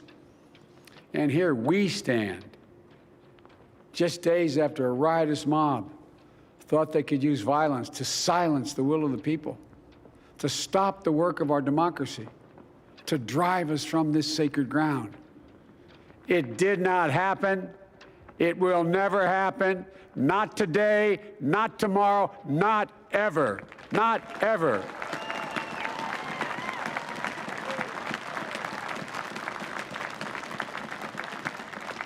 To all those who supported our campaign, I'm humbled by the faith you've placed in us. To all those who did not support us, let me say this. Hear me out as we move forward. Take a measure of me and my heart. And if you still disagree, so be it. That's democracy. That's America. The right to dissent peaceably within the guardrails of our republic is perhaps this nation's greatest strength. Yet hear me clearly. Disagreement must not lead to disunion. And I pledge this to you. I will be a president for all Americans. All Americans. And I promise you, I will fight as hard for those who did not support me as for those who did.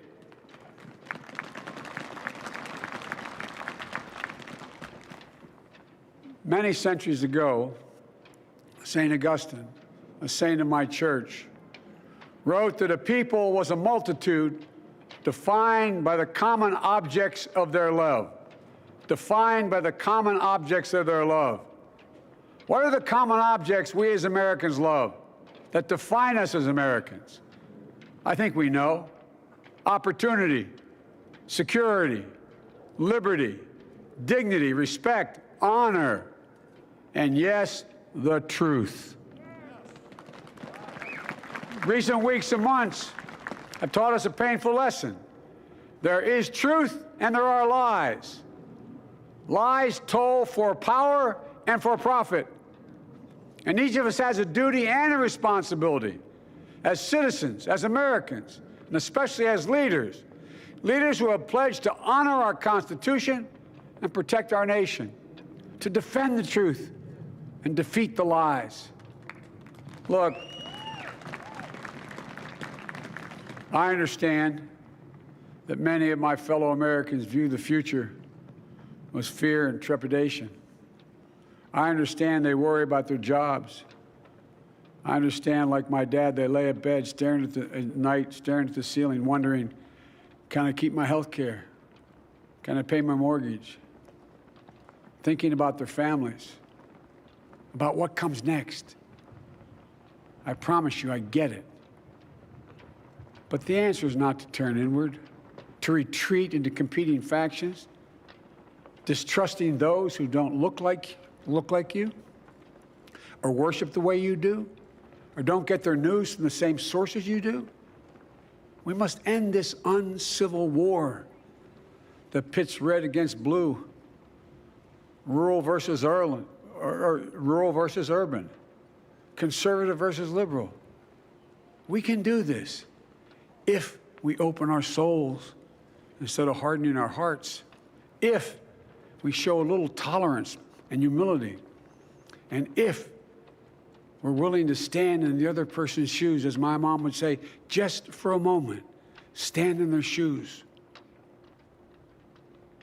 Because here's the thing about life. There's no accounting for what fate will deal you. Some days, when you need a hand. There are other days when we're called to lend a hand. That's how it has to be. That's what we do for one another. And if we are this way, our country will be stronger, more prosperous, more ready for the future. And we can still disagree. My fellow Americans, in the work ahead of us, we're going to need each other. We need all our strength to persevere through this dark winter. We're entering what may be the toughest and deadliest period of the virus. We must set aside politics and finally face this pandemic as one nation. One nation. And I promise you this, as the Bible says, weeping may endure for a night, but joy cometh in the morning. We will get through this together. Together. Look, folks, all my colleagues I serve with in the House and the Senate up here, we all understand the world is watching all of us today. So here's my message to those beyond our borders. America has been tested, and we've come out stronger for it. We will repair our alliances and engage with the world once again, not to meet yesterday's challenges, but today's and tomorrow's challenges. And we'll lead not merely by the example of our power, but by the power of our example.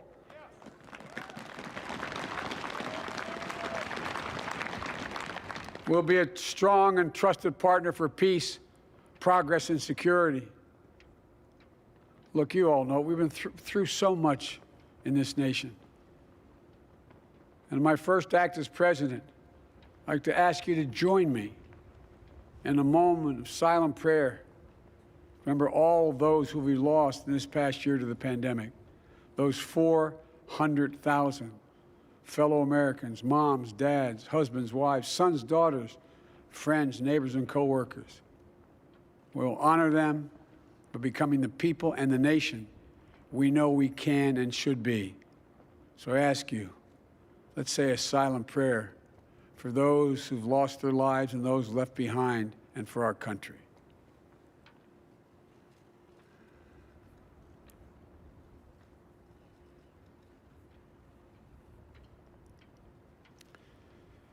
Amen. Folks, this is a time of testing. We face an attack on our democracy and on truth, a raging virus, growing inequity, the sting of systemic racism, a climate in crisis, America's role in the world. Any one of these would be enough to challenge us in profound ways. But the fact is, we face them all at once, presenting this nation with one of the gravest responsibilities we've had. Now we're going to be tested. Are we going to step up, all of us? It's time for boldness, for there's so much to do. And this is certain.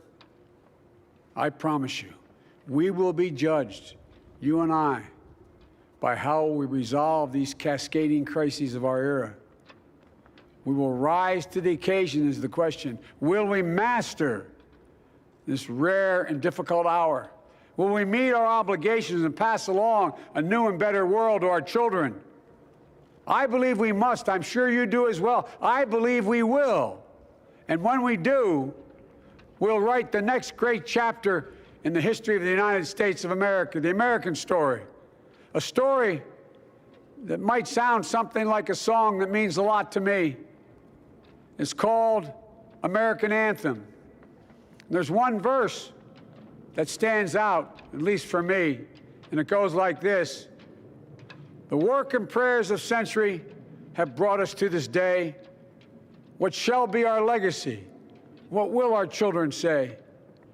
Let me know in my heart when my days are through. America, America, I gave my best to you. Let's us add our own work and prayers to the unfolding story of our great nation. If we do this, then when our days are through, our children and our children's children will say of us, they gave their best, they did their duty, they healed a broken land. My fellow Americans, I close the day where I began, with the sacred oath. Before God and all of you, I give you my word. I will always level with you. I will defend the Constitution. I'll defend our democracy. I'll defend America. And I'll give all of you, keep everything I do in your service, thinking not of power, but of possibilities, not of personal interest, but the public good. And together, we shall write an American story of hope, not fear, of unity, not division, of light, not darkness, a story of decency and dignity, love and healing, greatness and goodness. May this be the story that guides us, the story that inspires us, and the story that tells ages yet to come that we answered the call of history. We met the moment. Democracy and hope, truth and justice did not die on our watch, but thrived. That America secured liberty at home and stood once again as a beacon to the world. That is what we owe our forebears, one another, and generation to follow. So, with purpose and resolve, we turn to those tasks of our time, sustained by faith, driven by conviction, and devoted to one another and the country we love with all our hearts. May God bless America, and may God protect our troops. Thank you, America.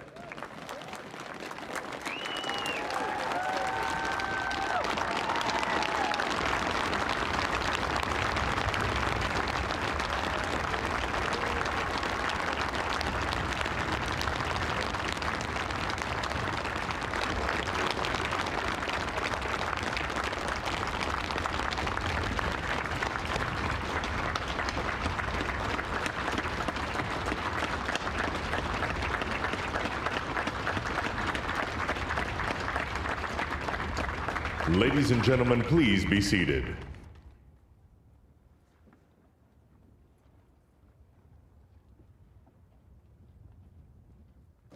Ladies and gentlemen, please welcome Garth Brooks to perform Amazing Grace.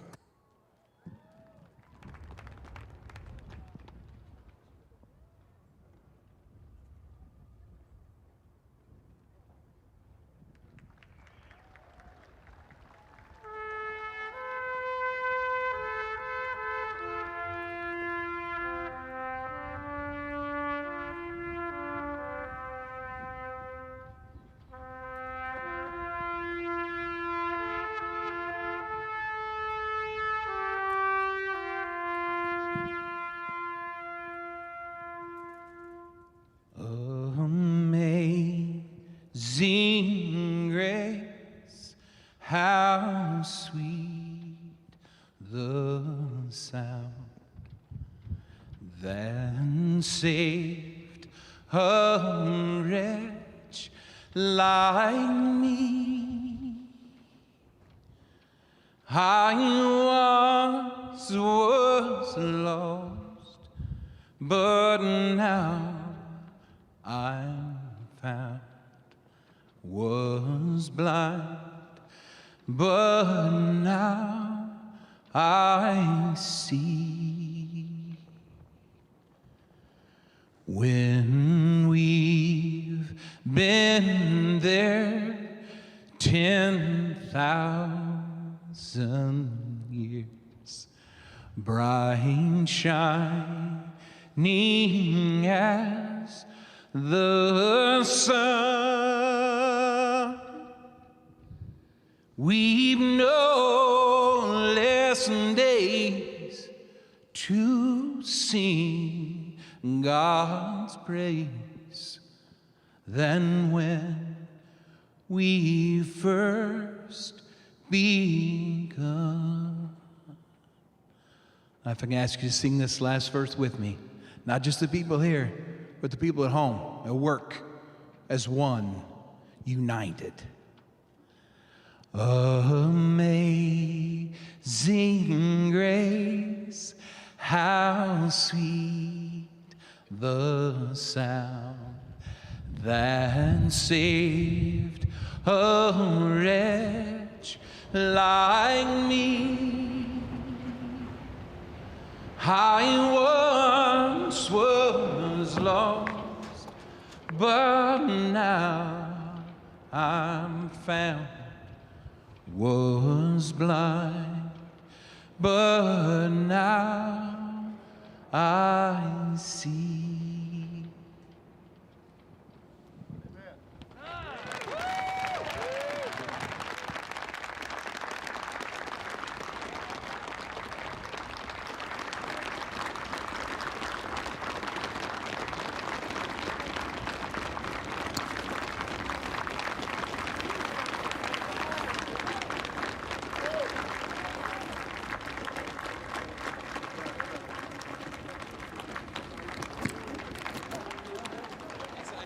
Hard not to be reminded of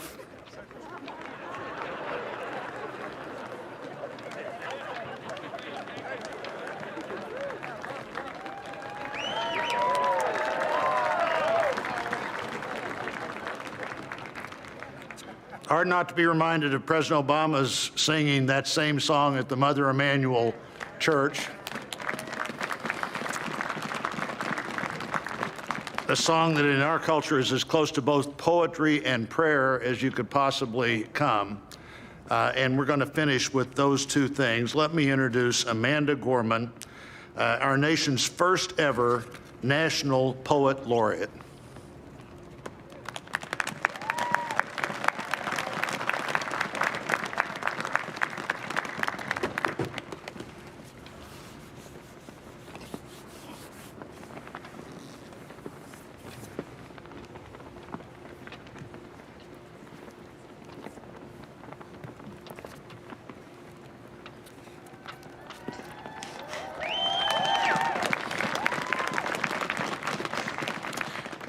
Mr. President, Dr. Biden, Madam Vice President, Mr. Emhoff, Americans, and the world. When day comes, we ask ourselves, where can we find light in this never-ending shade? The loss we carry, a sea we must wade. We've braved the belly of the beast. We've learned that quiet isn't always peace, and the norms and notions of what just isn't always just is. And yet the dawn is ours before we knew it. Somehow we do it. Somehow we've weathered and witnessed a nation that isn't broken, but simply unfinished. We, the successors of a country and a time where a skinny black girl descended from slaves and raised by a single mother can dream of becoming president, only to find herself reciting for one. And yes, we are far from polished, far from pristine, but that doesn't mean we are striving to form a union that is perfect. We are striving to forge our union with purpose, to compose a country committed to all cultures, colors, characters, and conditions of man. And so we lift our gaze not to what stands between us, but what stands before us. We close the divide because we know to put our future first, we must first put our differences aside. We lay down our arms so we can reach out our arms to one another. We seek harm to none and harmony for all. Let the globe, if nothing else, say this is true. That even as we grieved, we grew, that even as we hurt, we hoped, that even as we tired, we tried, that we'll forever be tied together, victorious, not because we will never again know defeat, but because we will never again sow division. Scripture tells us to envision that everyone shall sit under their own vine and fig tree, and no one shall make them afraid. If we're to live up to our own time, then victory won't lie in the blade, but in all the bridges we've made. That is the promised glade, the hill we climb, if only we dare it, because being American is more than a pride we inherit. It's the past we step into and how we repair it. We've seen a force that would shatter our nation rather than share it, would destroy our country if it meant delaying democracy. And this effort very nearly succeeded. But while democracy can be periodically delayed, it can never be permanently defeated. In this truth, in this faith we trust, for while we have our eyes on the future, history has its eyes on us. This is the era of just redemption. We feared it at its inception. We did not feel prepared to be the heirs of such a terrifying hour, but within it we found the power to author a new chapter, to offer hope and laughter to ourselves. So While once we asked, how could we possibly prevail over catastrophe? Now we assert, how could catastrophe possibly prevail over us? We will not march back to what was, but move to what shall be, a country that is bruised but whole, benevolent but bold, fierce and free. We will not be turned around or interrupted by intimidation, because we know our inaction and inertia will be the inheritance of the next generation. Our blunders become their burdens, but one thing is certain. If we merge mercy with might and might with right, then love becomes our legacy and change our children's birthright.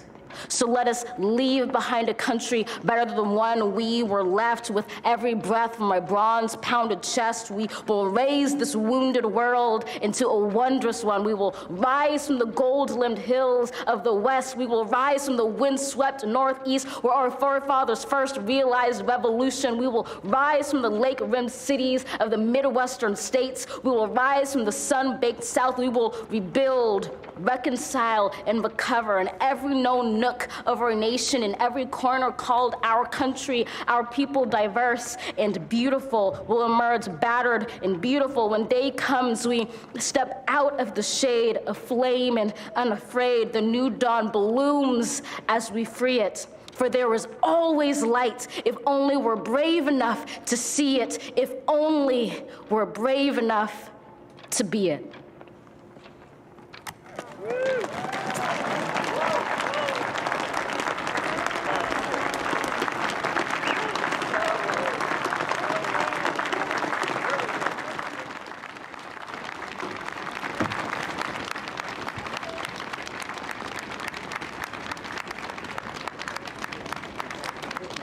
Thank you, Amanda Gorman.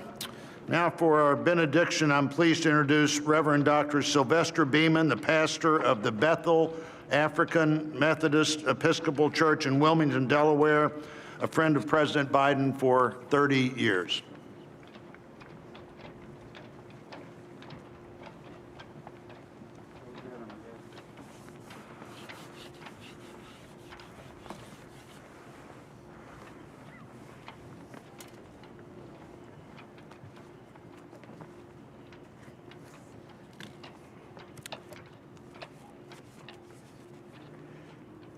As a nation and people of faith gathered in this historical moment, let us unite in prayer. God, we gather under the beauty of your holiness and the holiness of your beauty. We seek your face, your smile, your warm embrace. We petition you once more in this celebration. We pray for divine favor upon our President, Joseph R. Biden, and our First Lady, Dr. Jill Biden, and their family.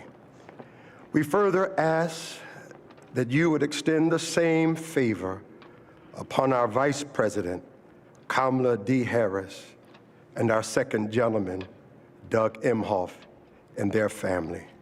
More than ever, they and our nation need you. We need you, for in you we discover our common humanity. In our common humanity, we will seek out the wounded and bind their wounds. We will seek healing for those who are sick and diseased. We will mourn our dead. We will befriend the lonely, the least, and the left out. We will share our abundance with those who are hungry. We will do justly to the oppressed, acknowledge sin, and seek forgiveness, thus grasping reconciliation. In discovering our humanity, we will seek the good in and for all our neighbors. We will love the unlovable, remove the stigma of the so-called untouchables. We will care for our most vulnerable, our children, the elderly, emotionally challenged, and the poor. We will seek rehabilitation beyond correction. We will extend opportunity to those locked out of opportunity. We will make friends of our enemies. We will make friends of our enemies. People, your people, shall no longer raise up weapons against one another. We will rather use our resources for the national good and become a beacon of life and goodwill to the world. And neither shall we learn hatred anymore. We will lie down in peace and not make our neighbors afraid. In you, O God, we discover our humanity. In our humanity, we discover our commonness. Beyond the difference of color, creed, origin, political party, ideology, geography, and personal preferences. We'll become greater stewards of your environment, preserving the land, reaping from it a sustainable harvest, and securing its wonder and miracle-giving power for generations to come. This is our benediction, that from these hallowed grounds, where slaves labored to build this shrine and citadel to liberty and democracy, let us all acknowledge, from the indigenous Native American to those who recently received their citizenship, from the African American to those whose foreparents came from Europe and every corner of the globe, from the wealthy to those struggling to make it, from every human being, regardless of their choices, that this is our country. As such, teach us, O God. As such, teach us, O God, to live in it, love in it, be healed in it, and reconcile to one another in it, lest we miss kingdom's goal. To your glory, majesty, dominion, and power forever. Hallelujah. Glory, hallelujah. In the strong name of our collective faith, amen. Please remain standing as the Armed Forces Color Guard retires our national colors.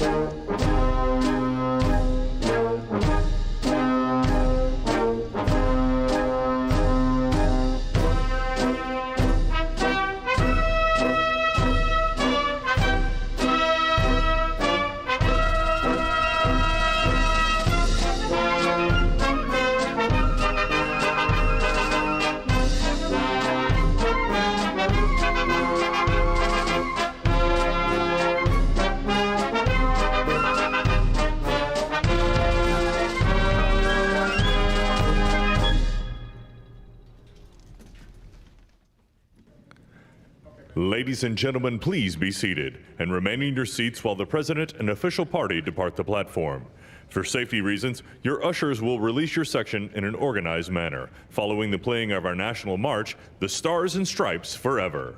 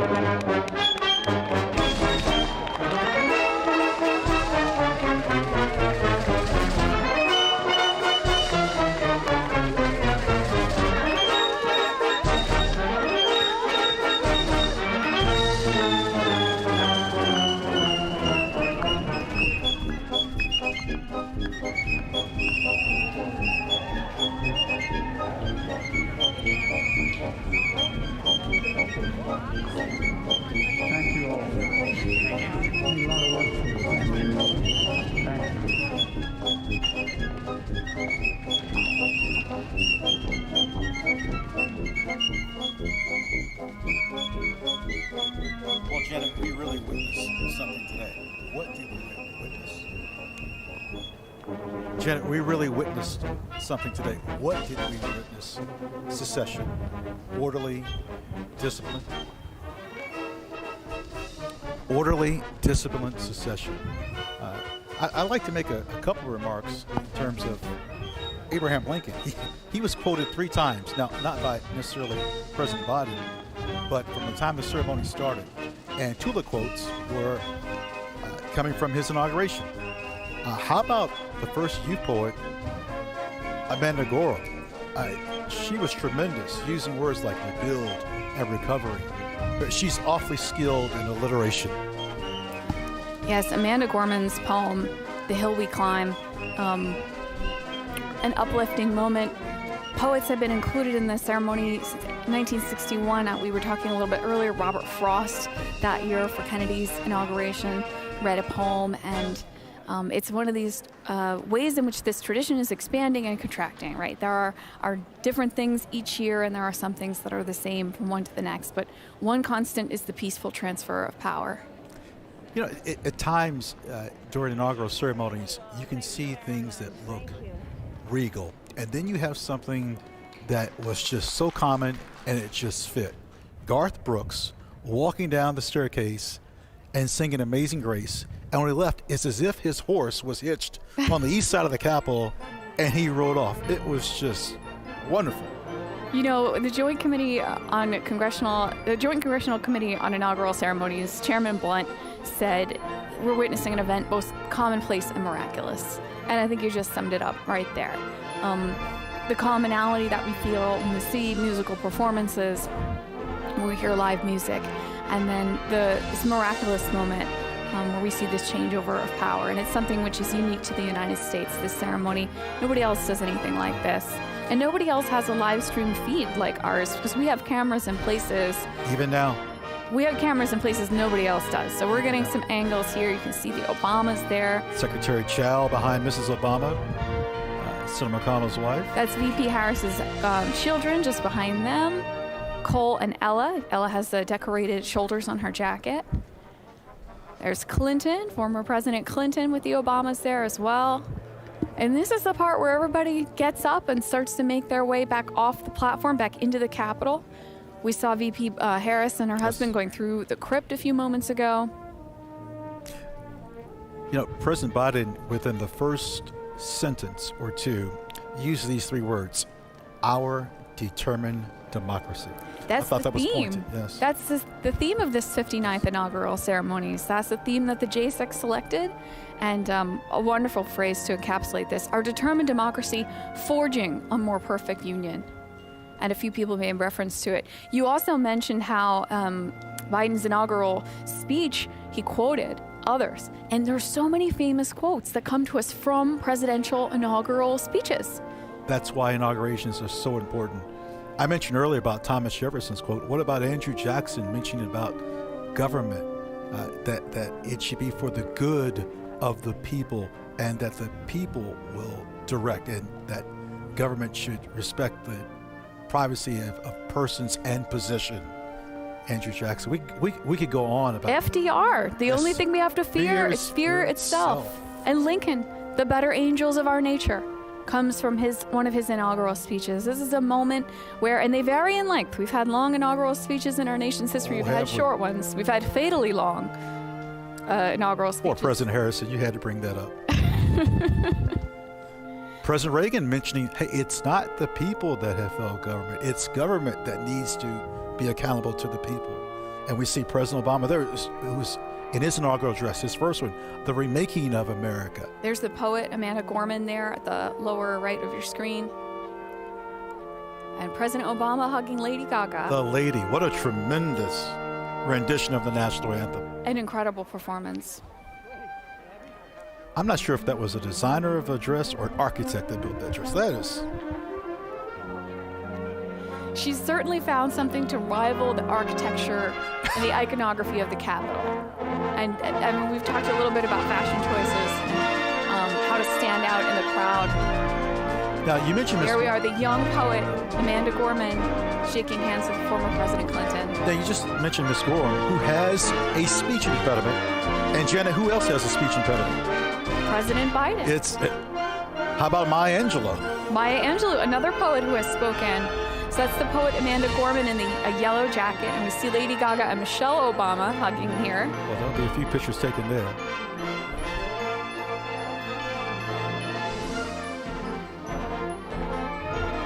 Here we go back to the East Front. East Front steps. Ladies and gentlemen, it's not over.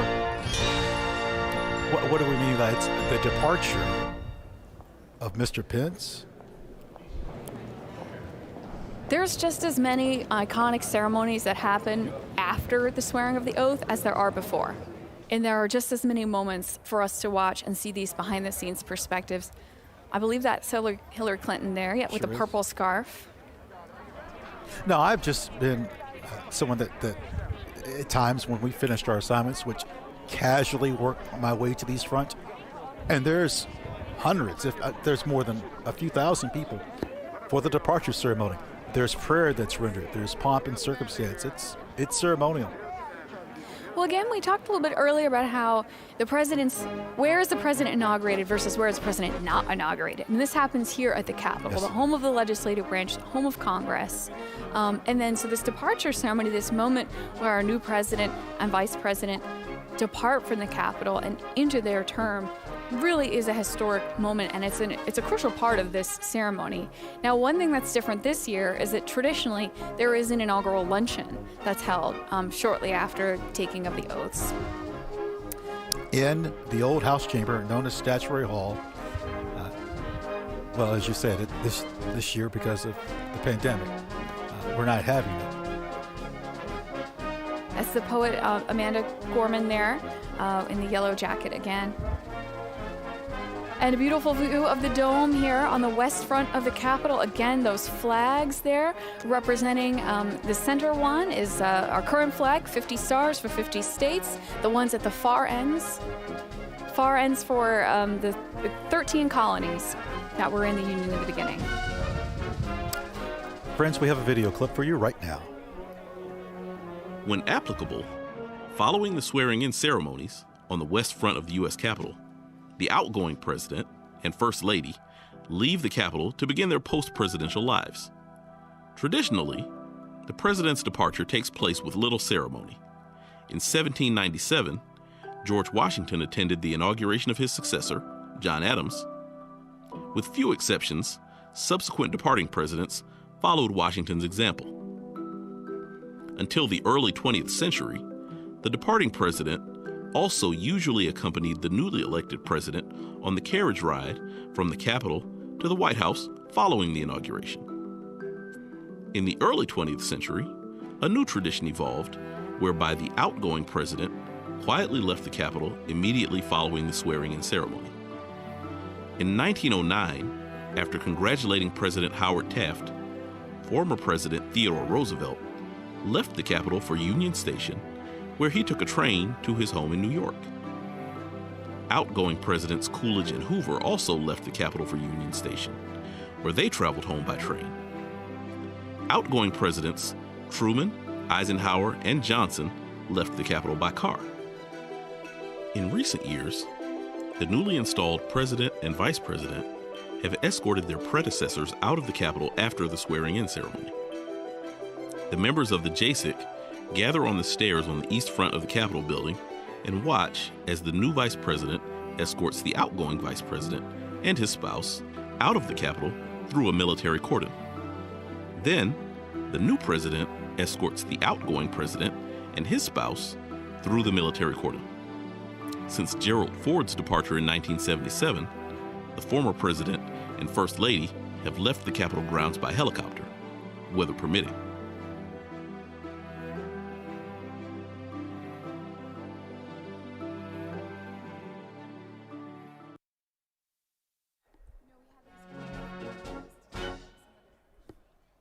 We have these wonderful videos detailing some of the traditions behind our inauguration that we get to show you. And here we are preparing to see the departure going down the east front of the Capitol steps. The members of the Joint Committee are going to line up, and you can see VP Harris there in the purple getting ready. They're getting ready to head out the east doors, the rotunda behind them in this shot, going down through the military cordon and out to the waiting cars. Have we noticed that the weather conditions have improved dramatically? Well, we've had some weather changes today. I take back everything I said in the first hour of the broadcast about the nice 40-degree day that we had. We had some snow flurries in there, then the sun came out. We're really being taken for a ride today. You know, there were blizzard conditions for William Howard Taft's inauguration. They had to hold that one inside as well. Notice who was the lead person out the east front. Eugene Goodman. United States Capitol Police Officer Eugene O. Goodman there. He was the gentleman that you saw in the light-colored coat, acting Senate Sergeant-at-Arms, acting Deputy Senate Sergeant-at-Arms for the day. Here we go. The Harrises and the Pences walking down the steps, or, excuse me, Mr. Emhoff and Ms. Harris going down the steps here. The east front steps going through the military cordon and taking a moment on the east front steps together. This has to be a pointed moment for particularly the Pences. We don't know what the future holds for them, but you know, Al Gore was my college graduation speaker, and he said the moment that it took hold for him, that it was over, was when he walked away after this moment, and the Secret Service wasn't there, the car was, everything was different right at this moment, and that's when he realized really what the changeover was. He referenced that in his speech at my graduation. You know, something that is going on right now that we can't see, the staff, meaning the outgoing staff, I'm sure are just probably in tears right now. I've seen that at a distance, and just knowing that this is final. I mean, I think we'd be closure. hard-pressed to think of anyone for whom this is not an emotional day. Not just the people who are directly involved in the administration, but the folks who work here at the Capitol who witness these every couple of years like we do, and the folks watching at home have got to have emotions bound up in these moments. And especially when you feel empathy for the various people and think of the emotions that are going through those heads. That's usually where it gets me. So we can see former VP Pence getting into the car here on the east front, taking a last look at the Capitol and a wave to the staff and the military cordon, and the JCIC, the Joint Congressional Committee on Inauguration and Ceremonies.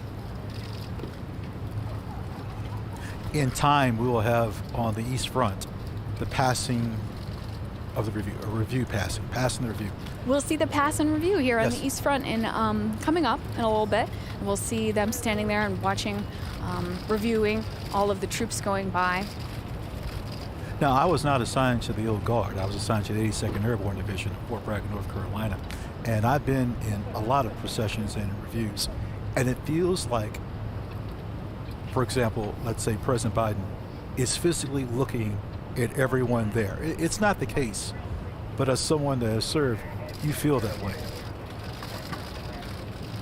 Well, we were talking earlier about members of Congress, you know, making appearances on our tours and acknowledging the members of the public, folks from all over the country and people from all over the world that are visiting us. But the members of Congress, the senators, also frequently acknowledge us when we're in positions of support like this. Representative John Lewis always took the time to stop, recognize us, because one of the things that we do in addition to providing tours is to provide support for congressional events. And this, obviously, this is the granddaddy of congressional events for the year. Other times we're there for, like for Representative Lewis memorial service this past summer, but also congressional gold medal ceremonies. Great view of the east front here. Yes, you mentioned Mr. Lewis, that on those very steps where Vice President Harris and her husband are ascending now was this casket. Yes, right where this is all within the last Harris is year. Standing, just this past summer, just about 6 months ago or so. That is where Congressman Lewis's casket was. And actually, Speaker Pelosi is standing in almost the exact same position the cameras captured her on that evening. And you can see the JCIC there as well.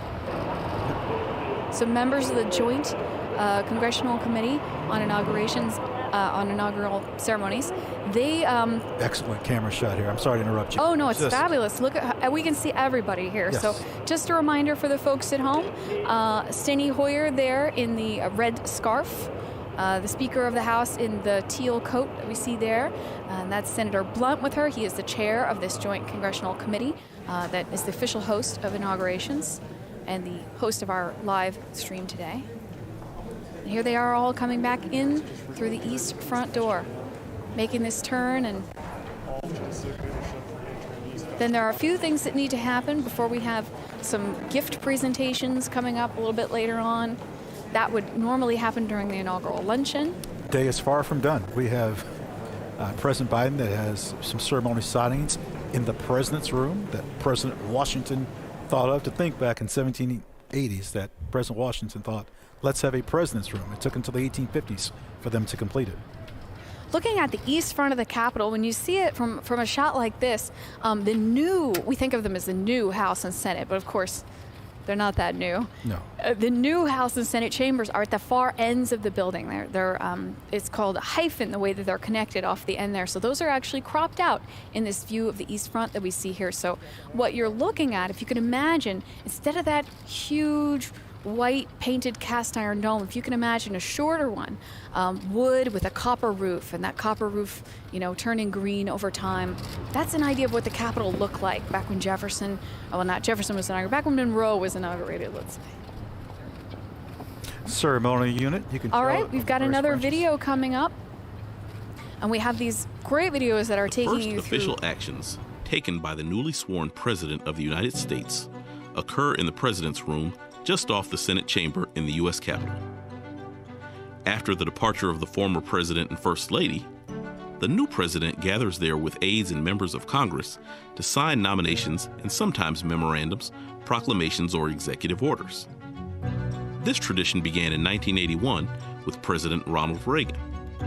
Prior to that time, nominations were often submitted to the Senate on Inauguration Day without ceremony.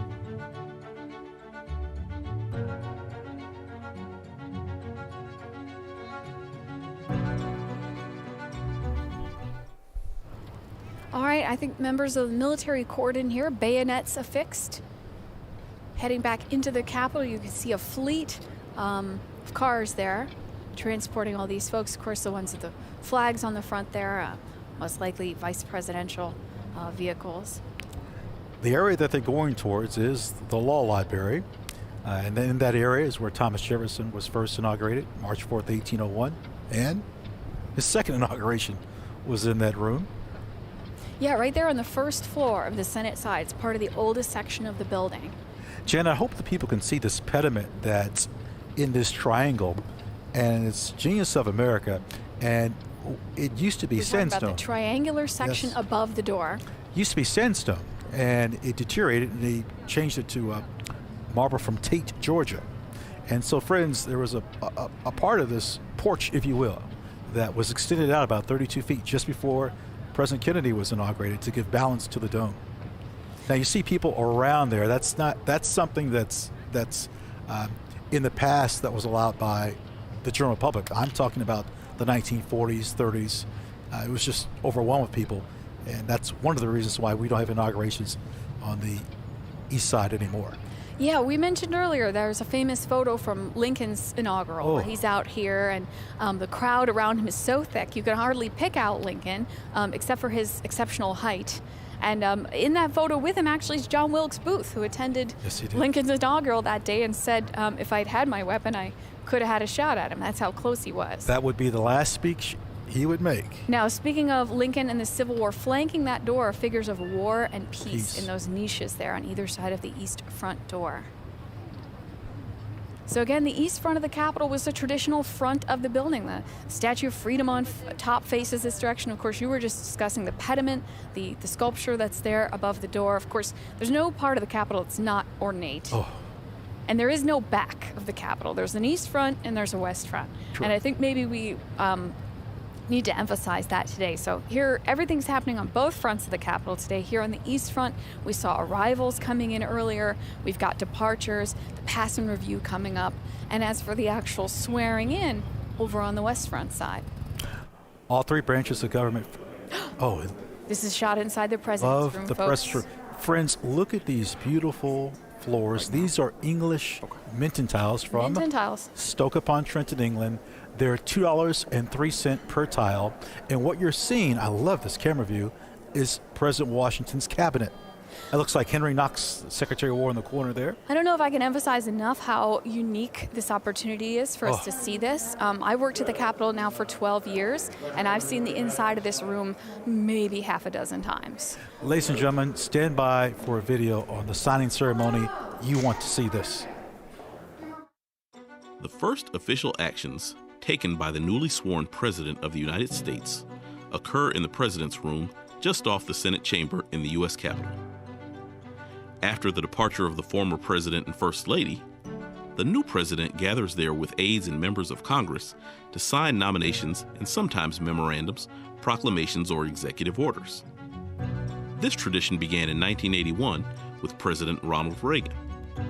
Prior to that time, nominations were often submitted to the Senate on Inauguration Day without ceremony.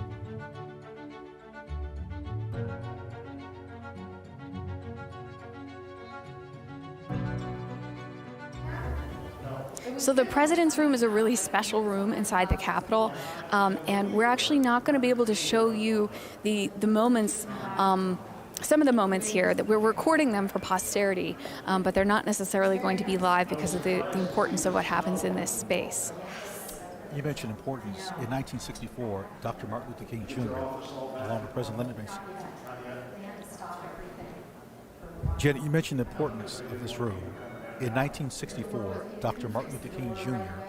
and President Lyndon Baines Johnson signed the Voting Rights Act. A little story with this. Quite a few years ago, there's a person that comes to me, and she wants to bring her daughter to see a video of the visitor center. And so she says, I just want to see that. I said, well, that's fine. And little did I know at that time when she left, and she says, I'm Lenny Bird. It's President Johnson's daughter who wants her granddaughter to see her father in the video. It was such a moving moment for me. So we're coming up on the signing ceremony here today, folks, and we have some video about that. While the tradition of an inaugural luncheon dates back as far as 1897, when the Senate Committee on Arrangements gave a luncheon for President McKinley and several other guests at the Capitol, it did not begin in its current form until 1953. That year, President Dwight D. Eisenhower, Mrs. Eisenhower, and 50 other guests of the JASIC dined on cream chicken, baked ham, and potato puffs in the now restored Old Senate Chamber. From the mid-19th century to the early 20th century, presidents left the Capitol after the swearing-in ceremonies and traveled to the White House for a luncheon prepared by the outgoing President and First Lady. In 1949, Secretary of the Senate Leslie Biffle hosted a small lunch for President Truman in his Capitol reception room. They dined on South Carolina turkey, Smithfield ham, potato salad, and pumpkin pie. In 1953, the JASIC began its current tradition of hosting a luncheon for the President, Vice President, and their spouses, Senate leaders, the JASIC members, and other invited guests. At the inaugural luncheon in 1981, newly sworn-in President Ronald Reagan announced the release of 52 American citizens who had been held hostage in Iran for 444 days. Traditionally, the luncheon often features cuisine reflecting the home states of the new president and vice president or the JASIC chairman, as well as the theme of the inauguration. The program includes speeches, gift presentations from the JASIC, and toasts to the new administration.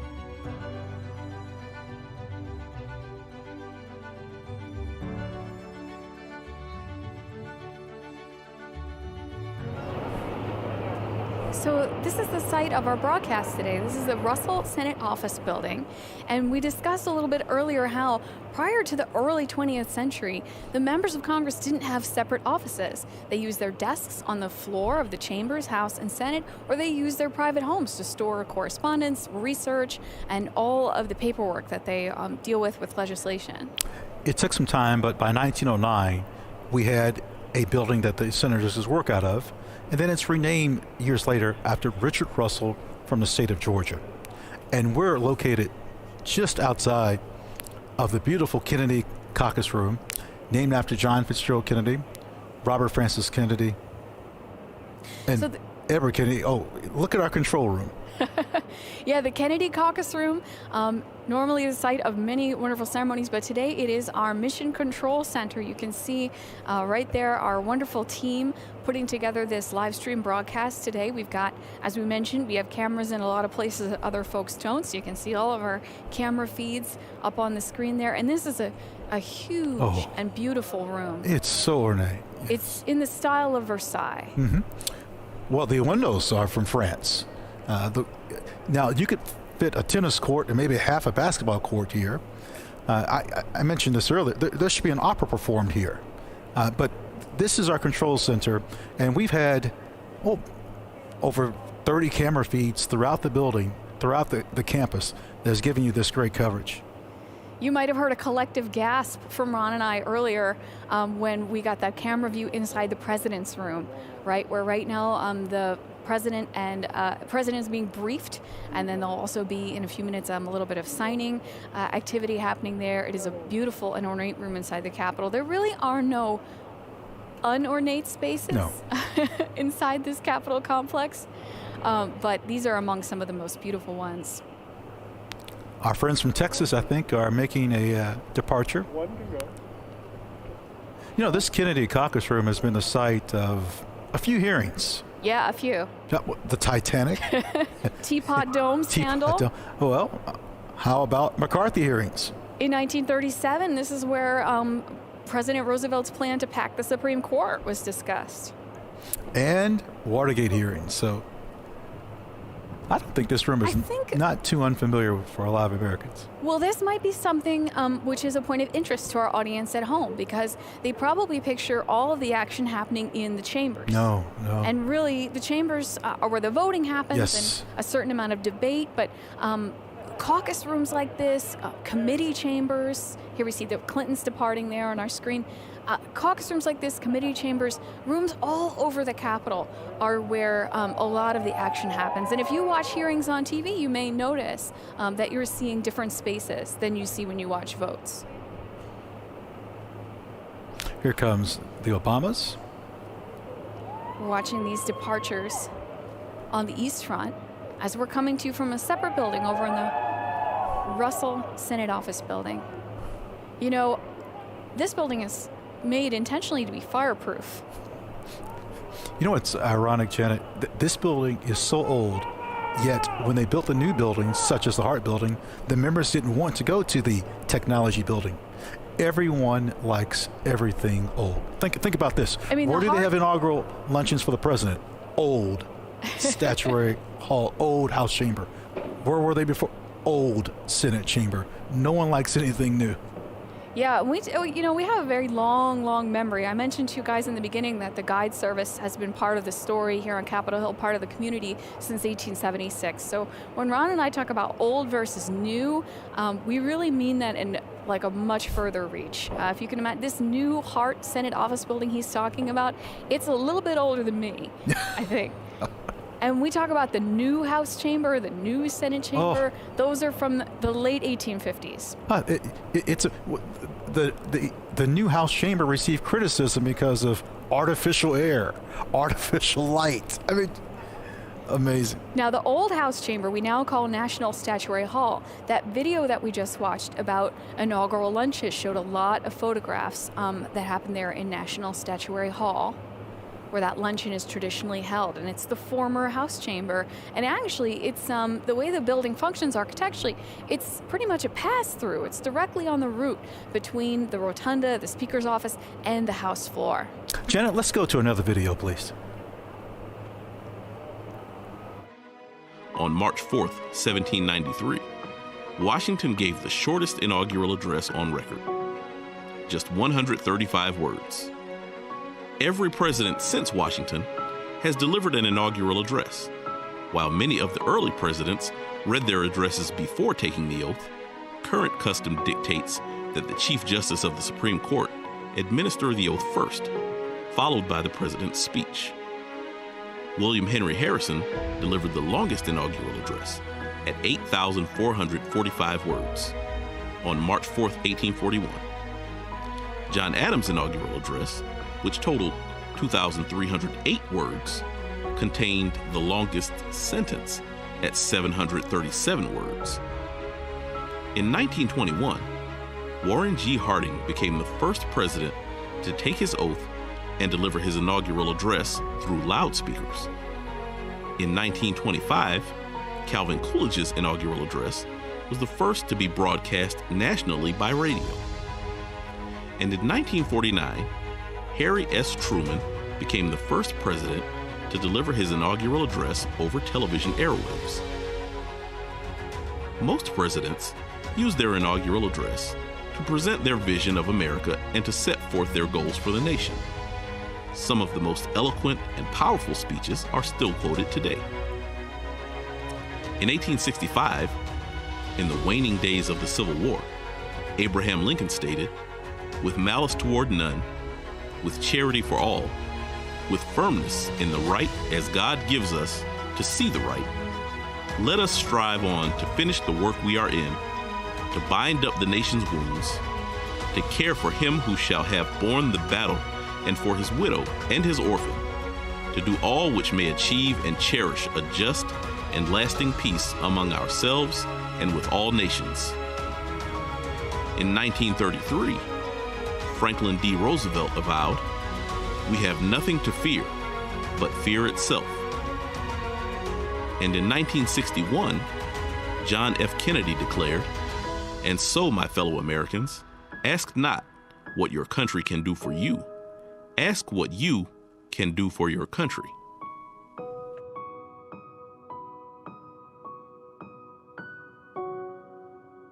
Not only does this JSEC live stream have cameras in places no one else does to give us behind the scenes views, we also have cameras placed in some of the historic spaces so that Capitol tour guides like Ron and myself can give you almost kind of like a virtual tour of the Capitol. So here we are looking down at the rotunda. This rotunda floor, it's about 7,200 square feet, and the angle is giving you a view of a painting. Now, it's called a frieze, and the style is trompe-l'oeil. Yes, I don't speak French well. That's French to trick the eye. And then you see this sprawling painting called The Apotheosis of George Washington, painted by a naturalized citizen, Constantino Bermidi, from 1864 to 1865. So if you can imagine this, folks, this is 180 feet above your head. From this angle, it's like you're standing on the floor of the rotunda, except we've got this X-ray vision where we can zoom in and really look at the fresco on the ceiling. Now, fresco means fresh in Italian, and it's painted on wet plaster. This is done actually in place. Well, what we're zooming in on is Mercury. There are Roman, or you can use Greek, classical figures that all teach an American story. And friends, I want you to look at the bag of money Mercury is handing Robert Morris. Now look above Mr. Morris's silver hair, and in between the next gentleman's head, Janet, can you see a silhouette of another head? Yes, and this is something that we can't point out on tour, standing on the floor of the rotunda, because you'd never be able to see it. So I'm growing hair doing this. This scene was actually dated 1865 by the artist Constantino Bermidi. The gentleman in the black suit, Robert Morris, the financier of the American Revolution. He was called richest in the Revolution. He personally bankrolled a lot of the shoes and weapons and uniforms for George Washington soldiers. And so he's depicted in this scene with Mercury. This is a scene about commerce. Right there between those two gentlemen, there was a third face. If you look between the guy in the black suit and the guy in the brown suit there was briefly painted the face of a gentleman named Montgomery Meigs, who was a captain in the Army Corps of Engineers. And he essentially was in charge of the construction of the expansion of the Capitol dome. We've talked a couple of times about how there was an old wooden dome on the Capitol, and then it was pulled off and replaced with 9 million pounds of cast iron. Just to guess, when Abraham Lincoln was inaugurated, Bermidi probably didn't paint that day. Just a guess. Constantino Bermidi, you mentioned, he spent 11 months on the scaffolding working on this fresco on the ceiling of the rotunda. And based on the camera views that we have here on this wonderful live stream sponsored by the JSIC, the official hosts of today's inauguration, we can really zoom in and look at it. Again, this is called the Apotheosis of Washington. Washington is one of the stars, this painting, although there's a lot of people in it. Yes, to the right of Mercury is Neptune, and he's with the transatlantic cable. As the artist is painting the apotheosis, they're physically constructing the transatlantic cable. By the rainbow is Minerva, representing science, talking to Benjamin Franklin, Samuel Morse, and Robert Fulton. And if you can see at the top right at this point, we're going to rotate around so you guys can see these scenes around the edge. Coming to actually the bottom of your screen right now, you can see Neptune there with his trident, right? And wrapped around that scene with him, they're holding onto this thick black line, the transatlantic cable, which was being dragged across the bottom of the Atlantic while this fresco is being painted, while Bermidi, Constantino Bermidi, naturalized citizen, an Italian-American, an immigrant to this nation, painting this fresco on the ceiling of the rotunda. Bellona, the Roman goddess of war, well, first armor, we got freedom. Science right there at the bottom, crossing over the bottom, Science, and Minerva down there. If you all can see, there's a rainbow coming down. See that stripe coming toward the edge? Right where that rainbow comes down is another guy in a black suit there who we may recognize. And folks at home, if you don't recognize Benjamin Franklin when you see him, it's about to get a lot more obscure than that. There's a statue of Benjamin Franklin here by Hiram Powers, sculpted in 1863. Please note that rainbow, you couldn't see it well in the 1950s and 60s because of such dirt and debris and yes, soot. this painting was restored. And there's actually, if you look toward the center of the image, there's a ring of figures. And one edge of it is a little bit flattened. Right in the middle of that side, George Washington there with a pinkish lavender robe draped across his lap. And he's seated on a rainbow.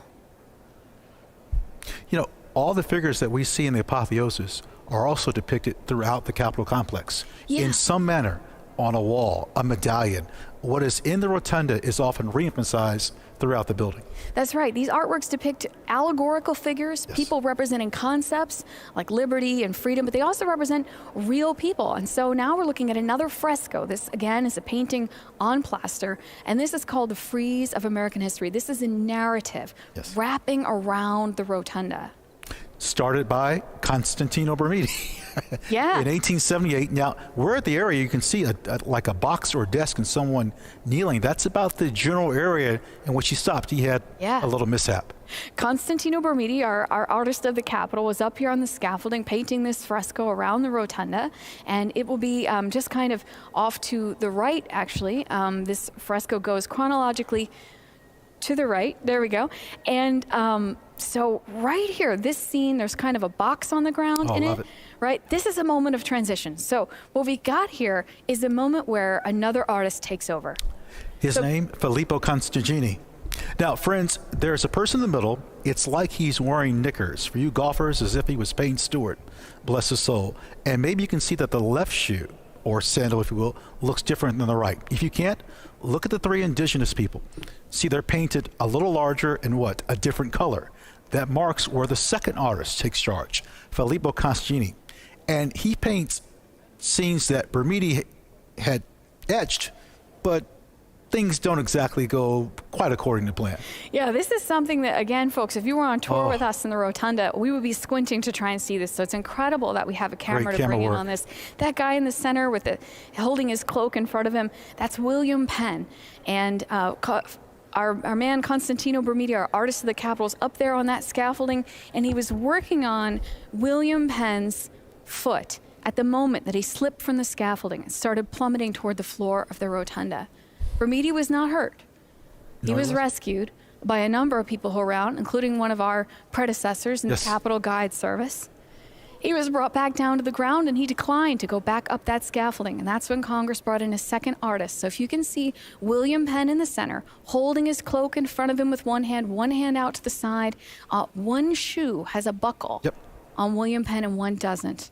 As a matter of fact, the second artist, Filippo Constantini, actually wrote his name under the 3 Native Americans, but it's next to impossible to see. So we continue these scenes, and we have, look at this, the colonization of New England. So glad that Reverend Beeman referenced the fact that this Capitol is built on land, land of Native Americans, and they are pictured, Native Americans are pictured in some of the artworks in the Capitol, but they appear a lot in this particular fresco.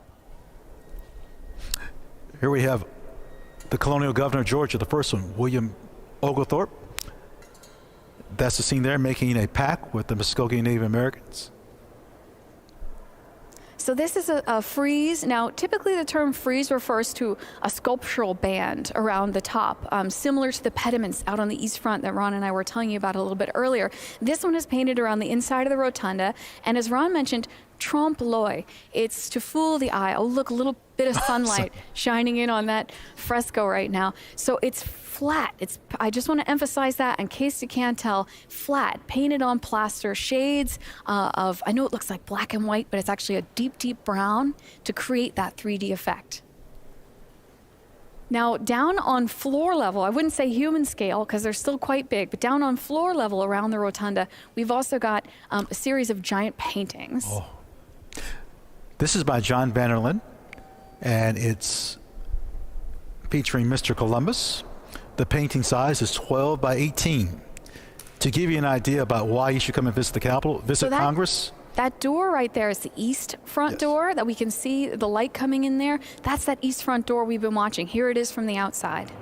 We have paintings that are 20 by 30 if you visit Congress outside the chambers. It's, you know, we could be here until when? The next inauguration. Our beloved east front once again. So there have been inaugurations in a lot of places.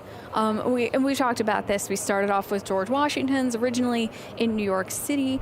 You mentioned that James Monroe was actually inaugurated the brick Capitol. Yes, the brick Capitol. The building across the street. It's not there anymore, but where it was is the site of today's Supreme Court. Looking at the Capitol from the west now, you can see the inaugural platform down there in the center with the flags that built there on the west front. So some of what you're seeing, the upper edge is west front that's always there, an expansion of the Capitol in the 1890s, and the Frederick Law Olmsted architect, landscape architect designed the Capitol grounds around it. But then we also have a little bit of extra, which is built every 4 years. Now, when I want to say a little bit, this inaugural platform is massive. It takes 177 tons of sand to fill in the fountain underneath the west front so that they can build this platform up over it. Now, Jenna, you mentioned platform and over it. At one point, there used to be a berm there, and Olmsted had it taken down, if you will, and they put in this terrace. Oh, look at the Senate side of the Capitol. We have a great view here inside this. We're camera positioned in the Senate connecting corridor, looking at the doors to the Senate chamber there. Now, again, folks, this is a unique view, and actually, if you were on tour with Ron or I, we would be discouraging you from photographing those doors yourself. Those Absolutely, Senate doors. I would. The Yes, United of States course Capitol I Police would. ask us not to have people point their personal cameras straight at those doors there to the Senate chamber. So this is a view that you're getting that no one else has, and we get on almost no other day. That painting on the left is of Senator Robertson from Arkansas, and once again, our beautiful English Minton tiles. Just around the corner, just out of sight, there's a painting of Hattie Caraway, also from Arkansas, Yes. the first woman elected to the Senate. There were women who served in Congress in the early years after their husbands who were members or senators passed away. There was a tradition known as the widow's mandate. But it wasn't until Hattie Caraway elected to the Senate in her own right. We should mention, not far from Hattie Caraway, upstairs is a painting of Senator Margaret Chase Smith from the state of Maine. Yeah, we were talking earlier about how some of these artworks are given to Congress from individuals or groups. Some of the statues we've seen and some more that we'll see given by various states, but there are also artworks that are commissioned. And here on the Senate side, like we're looking at here, there's a collection of art which depict some of these firsts. Now, friends, we need to be specific about this. We've talked a lot about presidents, but the vice president is the president of the Senate, and there's a bust of every vice president of the Capitol, with the exception of one, Mr. Gore's, which is, from what I hear, it's coming. It's on the way. Yeah, the vice presidential bust collection lines the Senate side of the building, and actually, as the years go by, there's more and more busts, and they appear in more and more places. As a matter of fact, from this angle, not far, is Vice President Cheney's bust. It was dedicated in 2015. Ironically, it was dedicated in National Statuary Hall. What's National Statuary Hall? The old House Chamber. Because what? We like everything that is old. You can see folks with cameras getting into position there. Oh, and we're back on the East Front Plaza here. Now again, underneath that plaza there where you see the folks standing and the cars parked, underneath there, the Capitol Visitor Center, the newest part of the Capitol complex, opened up in 2008. And that's where most folks come through when they come to visit us. Hope we're able to, I'm glad we're able to showcase that the inauguration is more than just the oath of office. It's a day's event. It's prior to January 20th. It's a full day of events. I mean, there are ceremonies on top of ceremonies. The inaugural address isn't a requirement, but it's a tradition. Right. We may someday see a person who declines the opportunity to address. But I was saying earlier that the ceremony almost is how you can track the evolution of technology in our nation, because some of our early presidents, the remarks were quite short. George Washington's very, very short, because there was no television or radio to broadcast it out to the people. It would be printed in the papers. Can you imagine President Lincoln on the East Front? He's got his table in front. There's all types of soldiers around. And I mean, what, maybe 100 guards you could hear? Maybe. And we've seen this year a much less crowded event than this traditionally is, and we've been talking about how when the inaugural ceremonies made the move from outside to inside, from inside to outside, back President Monroe, how many more people came to attend, how many folks would come to watch. So here we are waiting outside of the president's room. It's a little room on the Senate side of the building, and here we go. We got the president and vice president stepping in toward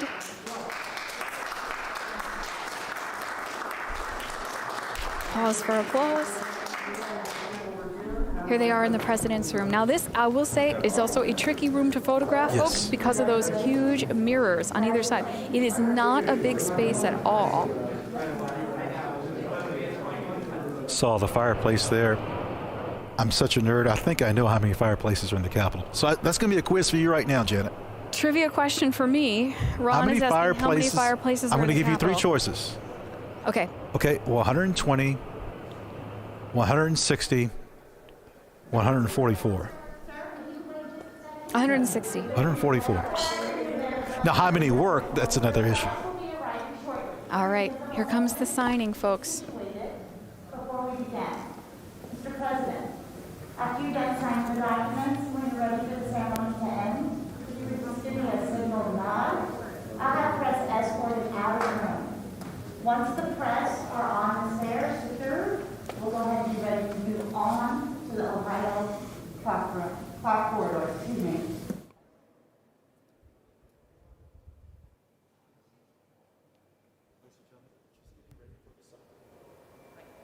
Ladies and gentlemen, we're getting ready for the signing.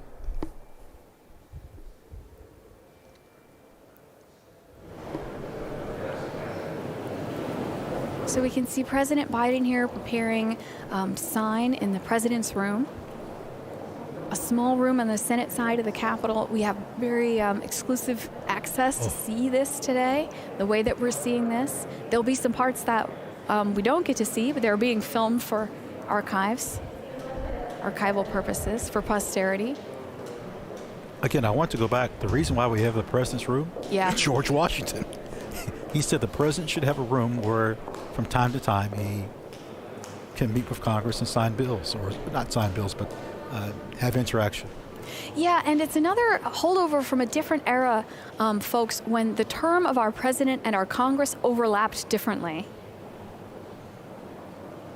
So we tend to think of inaugurations happen in January, new Congress comes in January 3rd, right? But that's been different over the years. Oh, let's watch.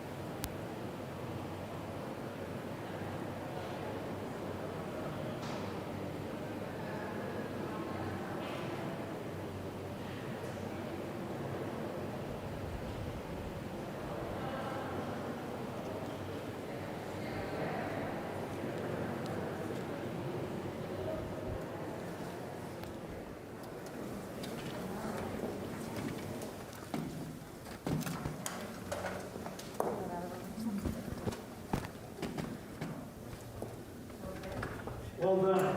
Well done, my good and faithful servant. I just pardoned you. That's your first one. I needed all the help I could get, Mr. President, for treating my bill was short. All right. Good. Packages are ready to be on. We're going to the road. So if you don't recognize them, folks, members of the Joint Congressional Committee on Inaugural Ceremonies gathered there. The JSIC gathered with President Biden and Vice President Harris in the President's Room, the space that we're seeing here. Friends, when they leave this room, they're going towards the Ohio clock. Now, the Ohio clock has quite a bit. Friends, when the President and Vice President leaves this room, they're going towards the Ohio clock. Now, the Ohio clock has... Why is it called the Ohio clock? Well, it's interesting. A senator from Connecticut, Senator David Daggett, asked a clockmaker from Philadelphia, Thomas Voigt, to complete it. He does in 1816, but Ohio came to the Union in 1803. I don't quite get it. It's a mystery, and no one knows the answer. This clock has come to be known as the Ohio clock. It stands in the Senate hallway, which we're going to be seeing the party passing through soon on their way to the rotunda for the presentation of gifts. We're just wrapping up the signing ceremony here. And so we're on the Senate side of the building in these hallways, which are beautifully decorated. Again, if we can call your attention to the floor for just a second. Oh. Minton tiles, they're an encaustic tile, which means that the way that they're glazed is a little bit different than the kind of tile we're used to in our kitchens and baths. They're made in Stoke-upon-Trent, England. They're custom made for the Capitol, hallways lined with these. Friends, don't just think that the members can walk on these tiles. You can. How? Visit Congress. Janet, I think the number one question that's asked of us, how do I visit Congress? If not the question within the top three. And depending on what part of the building you're in, you will likely walk on these tiles. They're not something that's just sacred for the members. No, to the contrary. That's a great point. The one place you'll see the Minton tiles like that is on the first floor on the Senate half of the building, yes, which we won't be seeing on our cameras today, but we can normally take folks there on tour. The hallways were decorated by Constantino Brumidi, the artist who painted the frescoes inside the Capitol that we were looking at a little bit earlier. I'm not done with this Ohio clock. So, ladies and gentlemen, there was a person known as the man with the green hat. Yes, during Prohibition, he used to sell alcohol in the House office buildings. It was known he had an office. He was exposed, and he moves to the Senate side. and legend has it, in the Ohio clock, spirits might have been kept in that clock, and members had access to it. I mean, the period where alcohol sale, manufacture, distribution, except for medicinal purposes, the period when that was illegal in the United States was an interesting one here on Capitol Hill. And there are rumors all over of hidden compartments and various places where things must have been hidden. And they create this kind of mythology around this. And I got to say, there are plenty of mysteries. We don't know why the Ohio clock is called the Ohio clock, but there are plenty of tales of this secret compartment is where, you know, they hid the contraband during the Prohibition period. But I think a lot of them more likely are just quirks of the architecture, because as we've discussed, this is a building that's been built in so many different pieces, and each piece added on to the next, right? And every space enduring these constant changes in what the space is being used for over the years. And what's interesting about this room, the president's room, is it really only has this purpose. Yes. What we're seeing happening in here today, this is essentially, and it's a very small space. I want to emphasize that, folks, because space is at a premium inside the Capitol, and there is no such thing as wasted space or empty offices. No. But this particular space is set aside for this special purpose of the president using it on Inauguration Day. And again, this dates to a time when our president's term and our Congress's terms would be running out March 3rd or 4th, and there would be kind of a race to sign last-minute legislation in that beautiful president's room. Looking down at the rotunda here. By the way, I think it's possible President Biden may not re-enter the president's room until either a State of the Union or, well, who knows in the future, but I wouldn't think he would be there maybe one or two more times. It doesn't get used a lot. That's what we're saying. And for us to be able to see this moment of President Biden and VP Harris in the president's room, they've just concluded the signing ceremony. Also stored in this room are some gifts Congress received. There are some ceremonial gifts, particularly from other nations. So we're looking down at the rotunda because what's happening here is people are starting to gather. The spouses of the dignitaries that we were just seeing in the signing room starting to gather in this space for the presentation of gifts, which is going to be happening soon. Typically occurs actually during the inaugural luncheon. This year, because things are a little bit different than past years, there is no inaugural luncheon, and so this is being sort of modified for happening in the rotunda. It's a 96-foot diameter, 108 windows in the rotunda. And can we tell in the center, the discoloration, if you're thinking, was there a hole there? Yes, it was covered up. So the idea, the painting of George Washington glorified, you would look down through the hole or oculus to a statue of George Washington in the crypt, and then he would be with Mrs. Washington interred or reinterred, except much of that didn't happen. Right. That was a part of the design that didn't end up happening. But right there in the center of the rotunda where we see some camera equipment and things now, that was intended to be this statue of George Washington. And actually, you can see the statue that was meant to go there. If you visit our friends at the Smithsonian American History Museum, they've got a Horatio Greenough statue of George Washington, an unusual view of Washington. We are not used to seeing him seated, wearing a classical Greco-Roman toga and sandals. No, we're not. And that was meant to sit right there in the middle of the rotunda. Now, there are some sculptures around the edge of the room. One of the oldest in this space is actually a statue of Thomas Jefferson, which Congress received as a gift. 1833. And it sort of was the moment when they started to realize they could commission sculptures. There was a lot of thought put into the architecture of the Capitol and the artworks that are adhered to it, especially after the fire in the War of 1812 when we were concerned about fireproofing everything.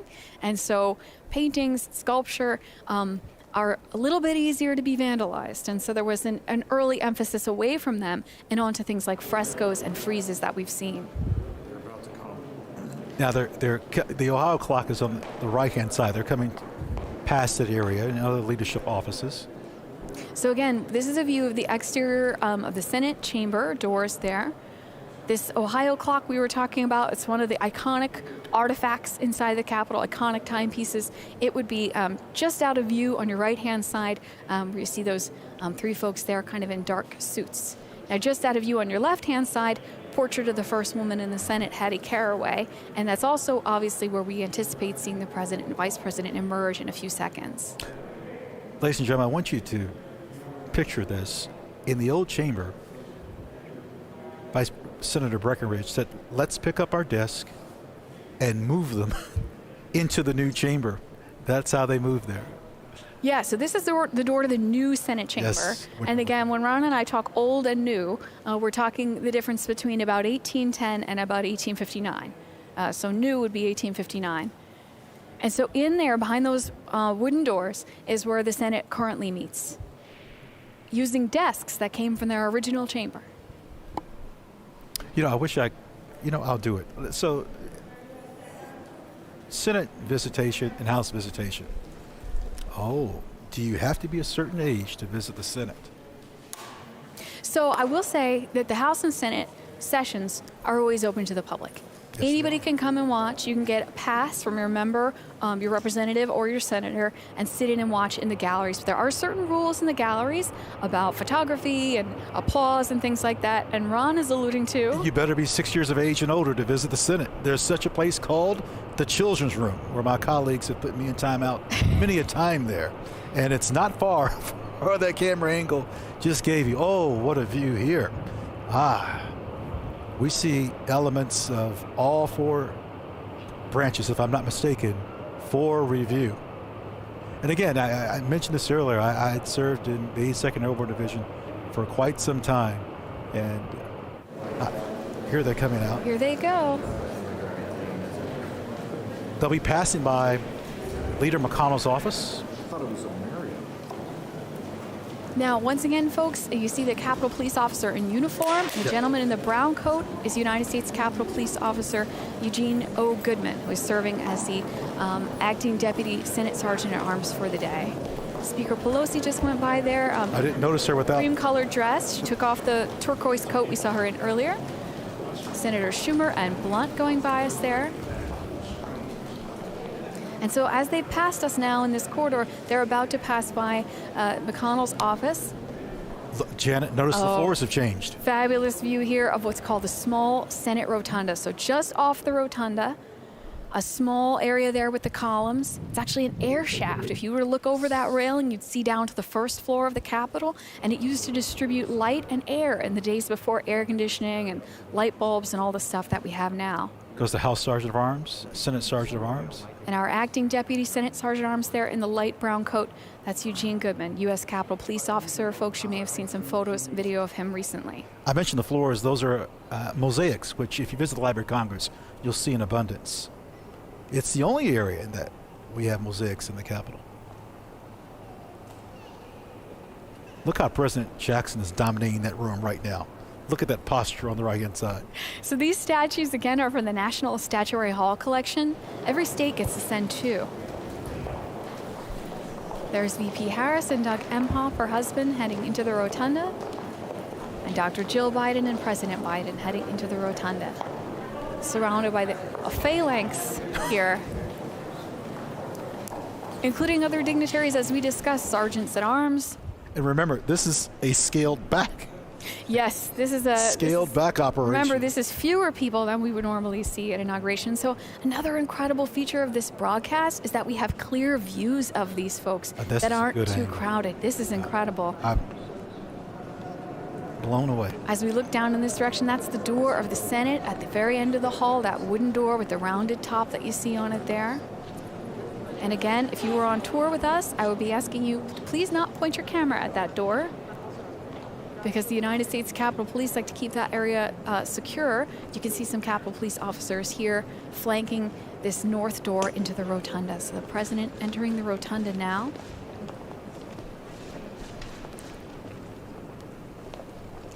Oh, look at that beautiful All right. painting. Now, this is a painting selected by the chair of the JSIC. And the First Lady and the Vice President and the second gentleman. Normally at this time, we have a lunch, and probably no person alive has attended more of those lunches than President Biden has.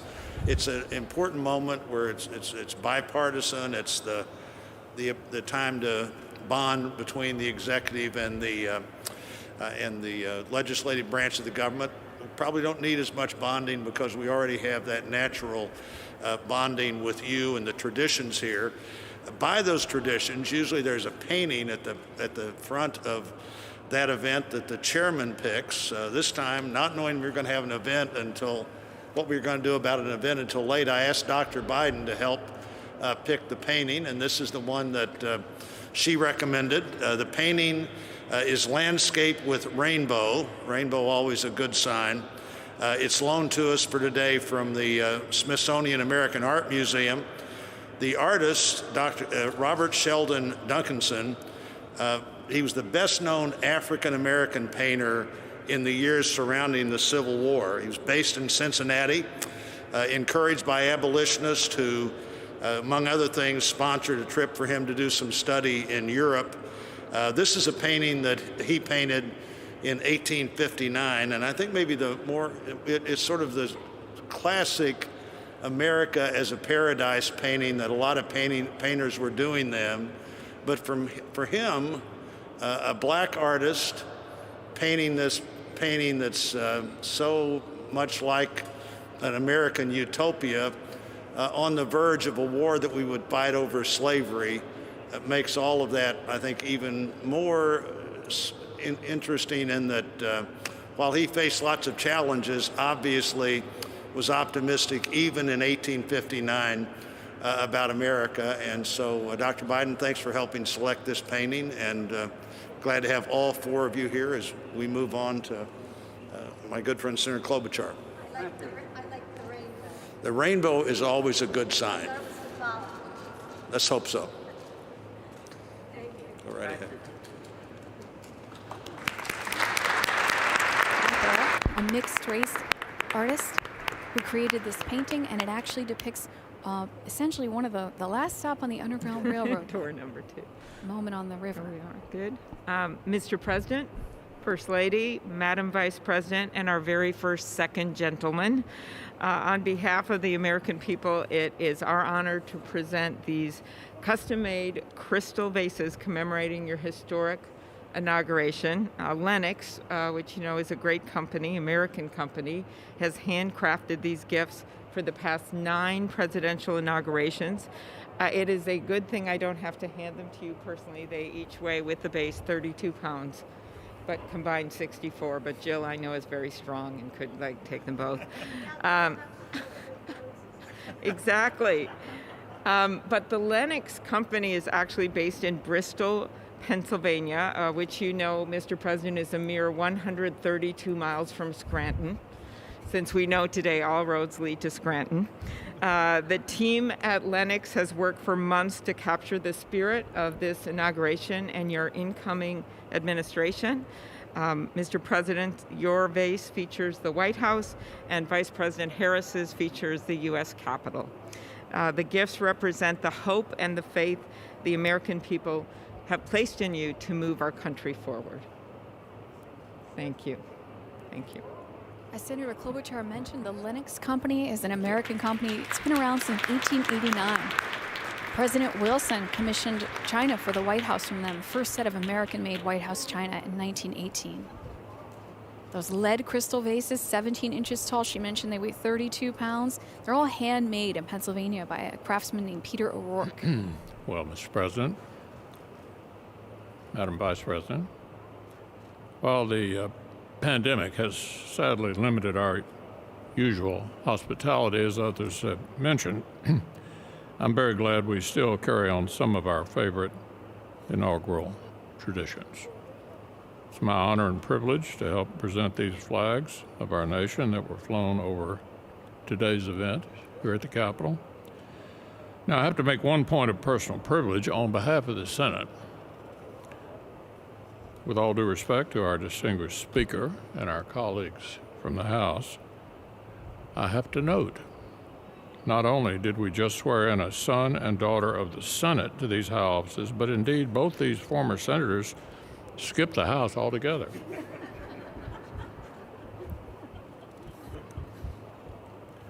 The Star-Spangled Banner is our greatest symbol of our endurance of the American idea.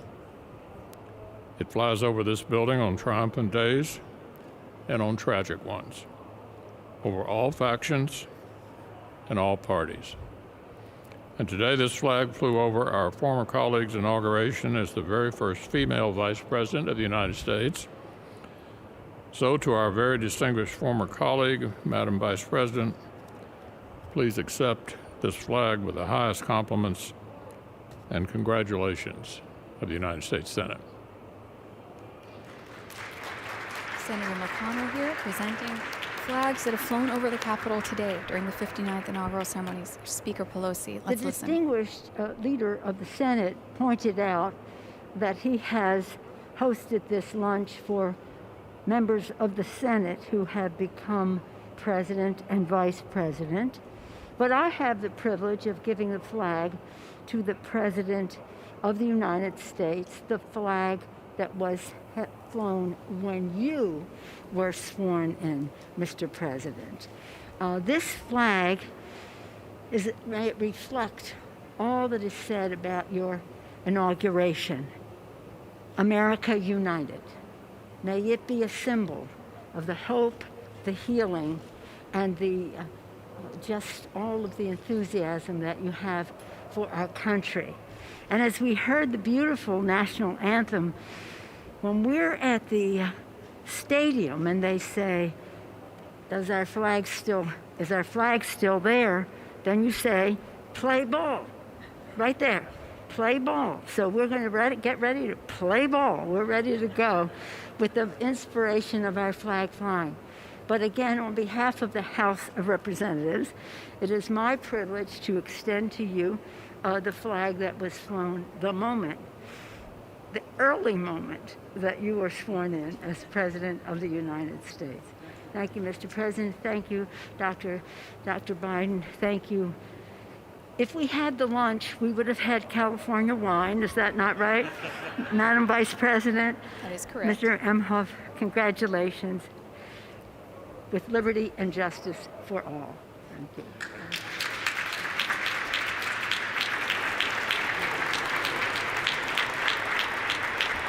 These gifts are presented by the JSIC on the behalf of the American people. We've just seen flags presented that were flown over the Capitol today. And the next gift actually will be photo portraits of the President and Vice President at the moment of their swearing in. And those photos had to be snapped. Oh, so quickly. Printed. Escorted over. Yeah, it was a real sprint. They have the mats all ready to go, and they just need to snap the photo in the moment and then get them printed and put the frames together. Right? It's a good picture, too. The Honorable President Kevin Biden, McCarthy. Vice President Harris, Dr. Biden, and Mr. Imhoff, on behalf of the Republicans in Congress, congratulations. Very proud of you both. When President Washington was sworn in as the first president of the United States, only a handful of people saw the ceremony or heard the famous first inaugural address. Today, the inauguration is seen around the nation and indeed around the world. Yet the task facing the nation is no less momentous than it was in Washington's time. I listened to your speech today. You talked among the tension and division. Our task as leaders is to bind this nation's wounds and dedicate ourselves to the values of all Americans share together. With modern technology, just a few minutes ago, it captured in these pictures. History in the making, for all the world to see. This picture should serve as a reminder of that task that we have before us. As a very proud son of California, it is my honor to present to a very proud daughter of California as well. Today, Vice President Harris made history, and all of America should celebrate that. But we should also remember that this is not the end, but just the beginning. As leaders, we are judged not by our words, but by our actions. So let's go forth from here together, accomplish great things for the American people. And every time you look at this photo, remember the beginning of the job we have to do. Congratulations.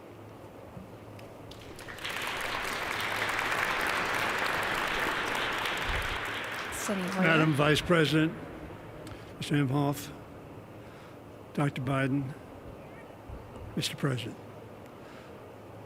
No, Joe, you're Mr. President. And we are so proud of that. Dr. Biden, he makes you call him Mr. President? Marriage is about to get rocky, I can tell. On behalf of the Joint Congressional Committee on the Inaugural Ceremonies, I too am proud. More than that, I'm ecstatic to present the two of you this picture. A testament to technology and a testament to history. Mr. President, in your speech, you talked about faith. You talked about tribulations, but you talked about victory. The Johnson brothers wrote a great hymn. You know it well, Mr. President.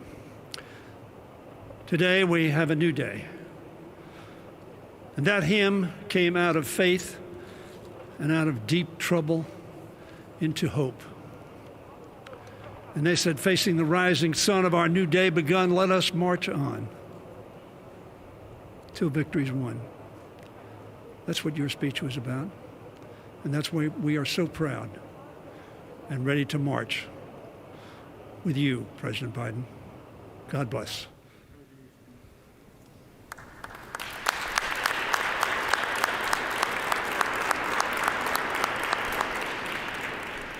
President Biden there checking out a photo of him taking the oath of office, just presented. They're both different. You see?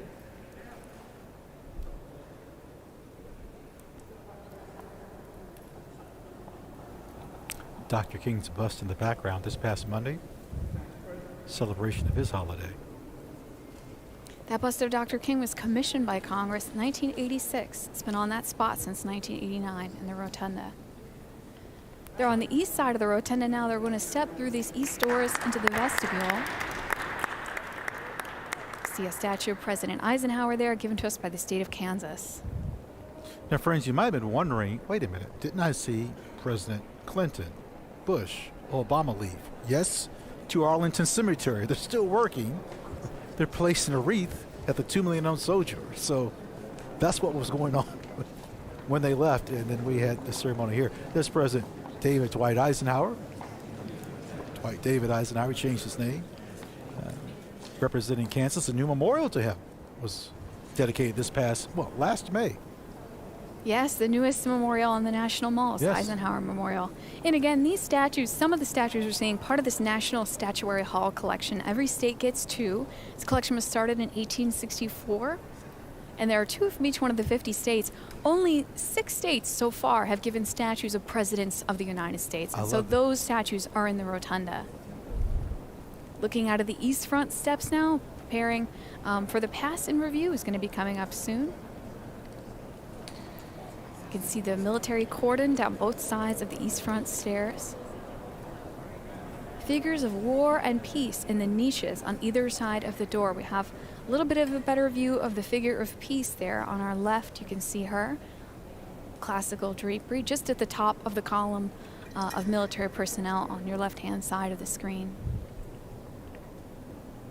I mentioned earlier about everyone liking everything old. Look at the old light fixtures. Those were just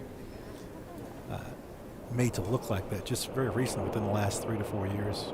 And a lot of elements that are exposed to the elements like that, like light fixtures and these sculptures on the exterior, a lot of times these are facsimiles because the original ones are being held somewhere where they can be preserved for future generations. We haven't mentioned the architect of the Capitol, Mr.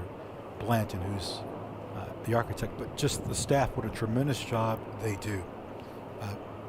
From inside working to outside and all this that they have to do. It's quite a task. Oh, you can see it's called a busby, that tall furry hat on the military there. Notice the band. Notice.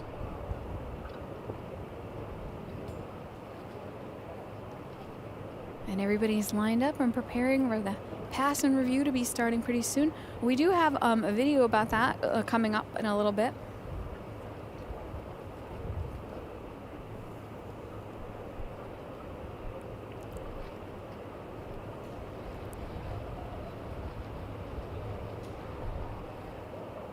There's an old trolley stand there. Oh, we've got some Look at that. historic uniforms there. We've got some Revolutionary War style fife and drum corps. So the coats that they're wearing, you can see those edges turned up. Those are called the facings, those red edges that you see around the front edge of the coat. Traditionally, musicians will wear a different color. They will wear the inverse uniform of the main body of the military force, and that makes them identifiable because in times past, especially, people will be looking to the musicians for cues about movements, and also it marks them as non-combatants. So we tend to see very unusual and colorful uniforms on our military bands, such as the Marine Band we've seen today, the Fife and Drum Corps that we just saw, and even the Herald Trumpets, U.S. Army Herald Trumpets.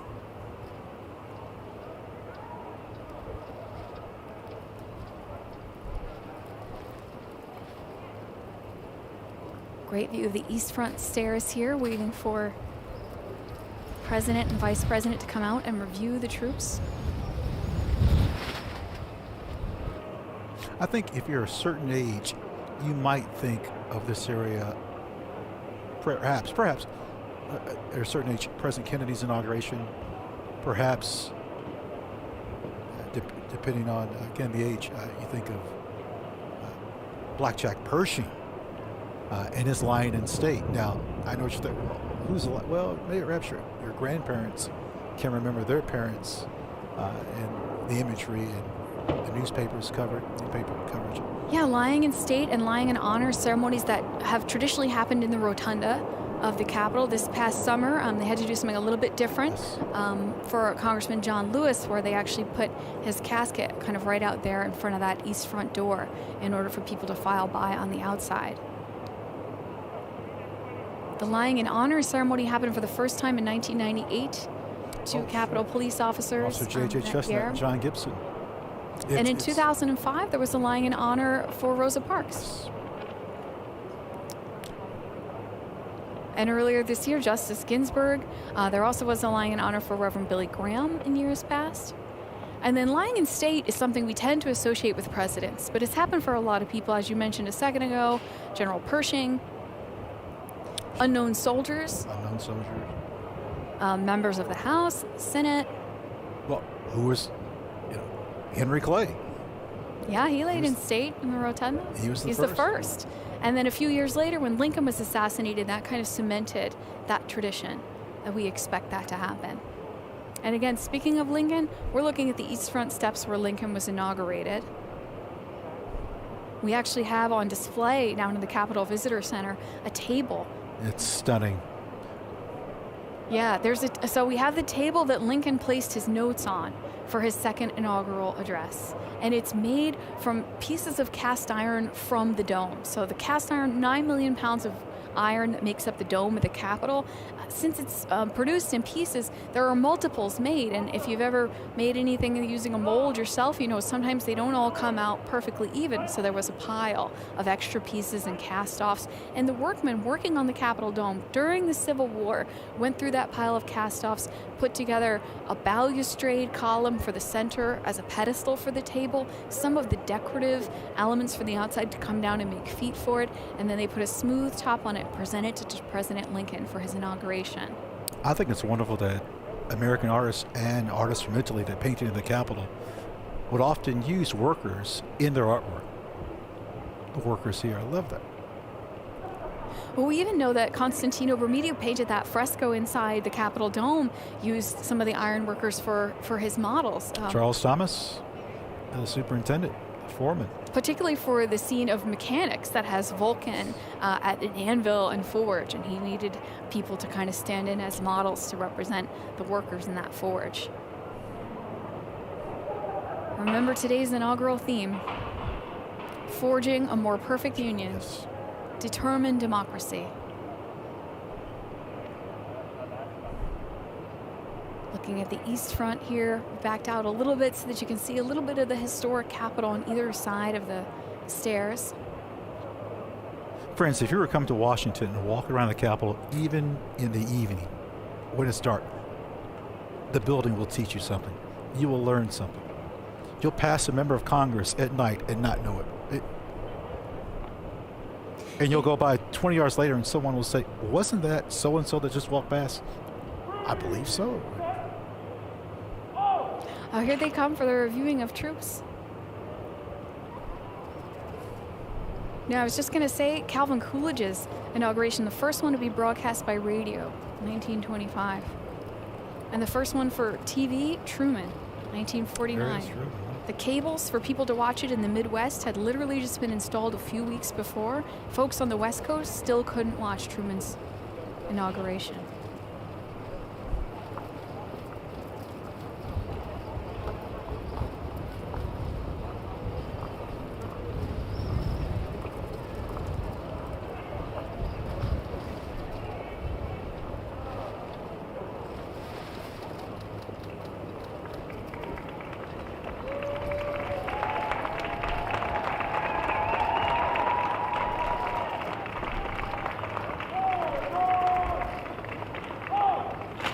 Oh, that'd be nice if we could hear some of the commands. That would be nice, yes.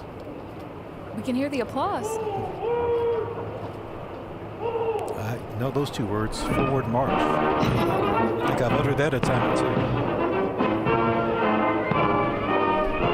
Let's listen and watch.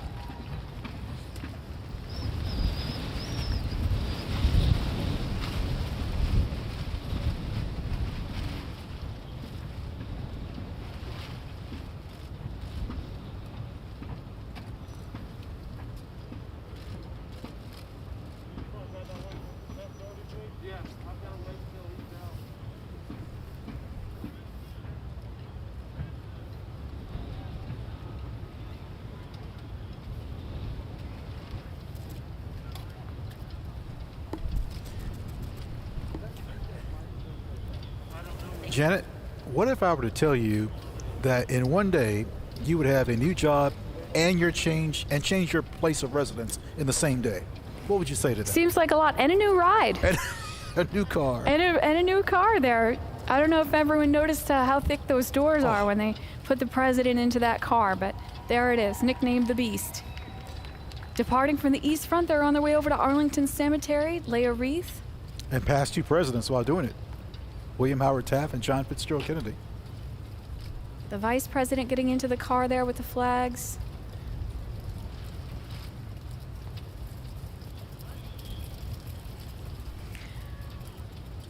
You know, Chairman Blunt, the JSEC, announcing this 59th inaugural, spoke about this event, commonplace and miraculous, and how this stands as an assurance to all people of our continued, unbroken commitment to continuity, stability, perseverance, and democracy. We have a statue in the Visitor Center of Frederick Douglass. Yes. And on the base of it, a quote from one of his addresses. "If there is no struggle, there is no progress." This year's inaugural theme, selected by the JSIC, our determined democracy, forging a more perfect union. I would say a prolific display of that today. As we see the vice president and the president loading into the limousines, preparing to depart here on the east front of the Capitol, following the pass and review of troops. Family members headed back as well.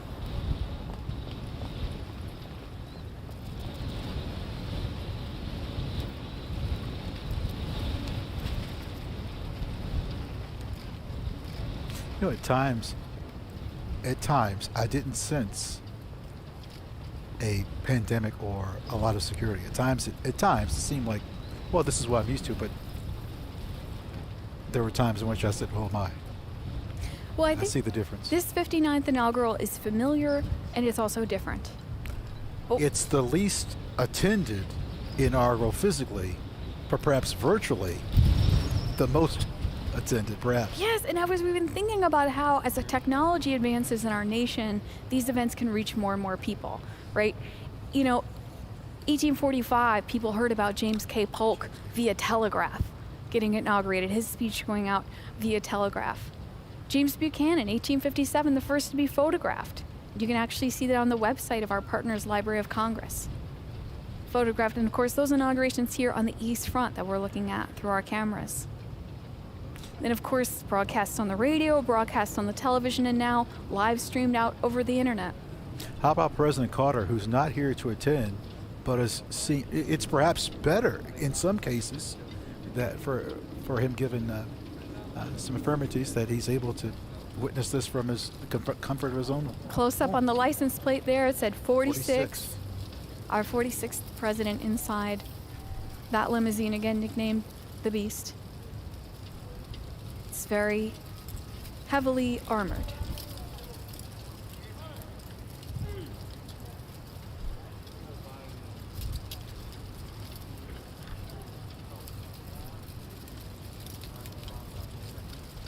You know, McKinley's was the first inaugural to be filmed with sound recording, 1897.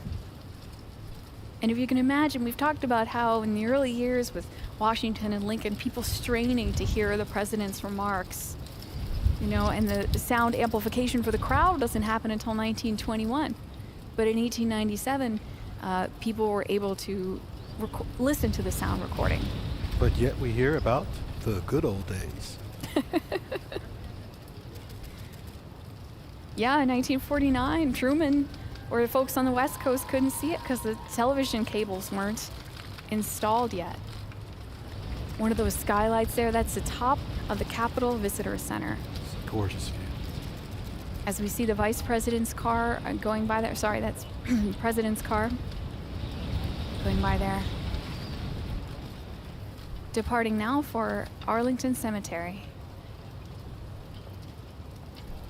Here on the East Front Plaza, right above the Capitol Visitor Center. That big glass skylight you see there, the water feature around it, black granite from Clovis, California. These flagstones, the pavers that the cars are going over, from South Dakota and Minnesota. stones selected. There are 17 different states represented in the stones of the Capitol. I was just guessing among, just as you were talking, I think there's probably 8 to 10, 17. 17 different states represented. I learned something today. Absolutely. There's some stone from Kentucky on the borders of the rotunda. Here in the Russell Senate office building, the Kennedy caucus room that we're stationed right outside, there's some black veined marble from New Jersey in there. It took the architects a full year to find it. A full year.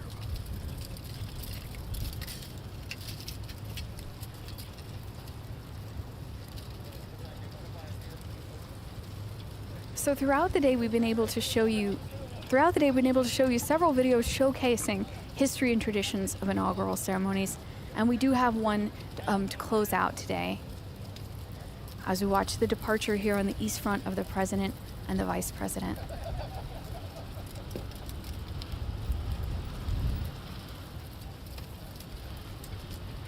You can see the Cannon House office building in the background there.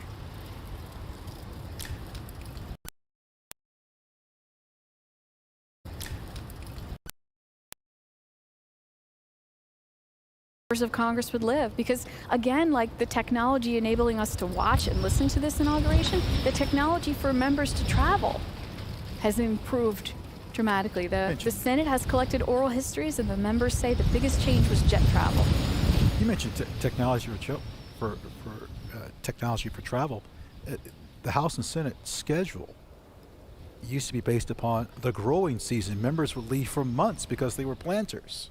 Yeah, and the So traditional August recess that Congress takes is based around that agricultural calendar, and also the unpredictable Washington, D.C. weather, if you can believe it. We've seen today, we've seen clouds, we've seen sunshine, we've seen high winds, we've seen snow flurries. A little bit of all three happening right now, it looks like.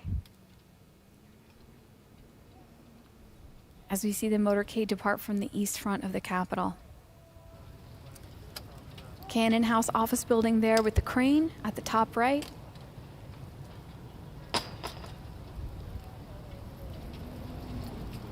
Oh, I love it. I can't say enough about the people who have performed admirably with these cameras. It just... Yeah, so we see the cordon coming down off the east front steps here, and we have one last video to explore history and traditions of inaugurations. The inaugural ceremonies may be a routine event, but it remains a unique symbol of our constitutional system. Today, as we celebrate the inauguration of the 46th President of the United States, we signal to the rest of the world that we are united as a people behind an enduring republic.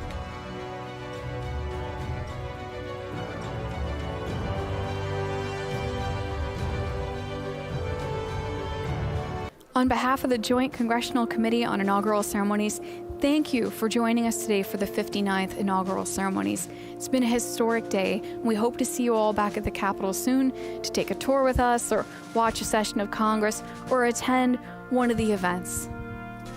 This has been our privilege. Thank you to the camera crew. Thank you to Beth Lemons of the Capitol Visitor Center, to Capitol Police. I can't say enough about what dignity and order that we saw today. I'm most proud. Thank you all for watching, and thank you to the Joint Congressional Committee for giving us the opportunity to be on this live stream with you all today. Everyone, enjoy the rest of your day. Thank you for joining us.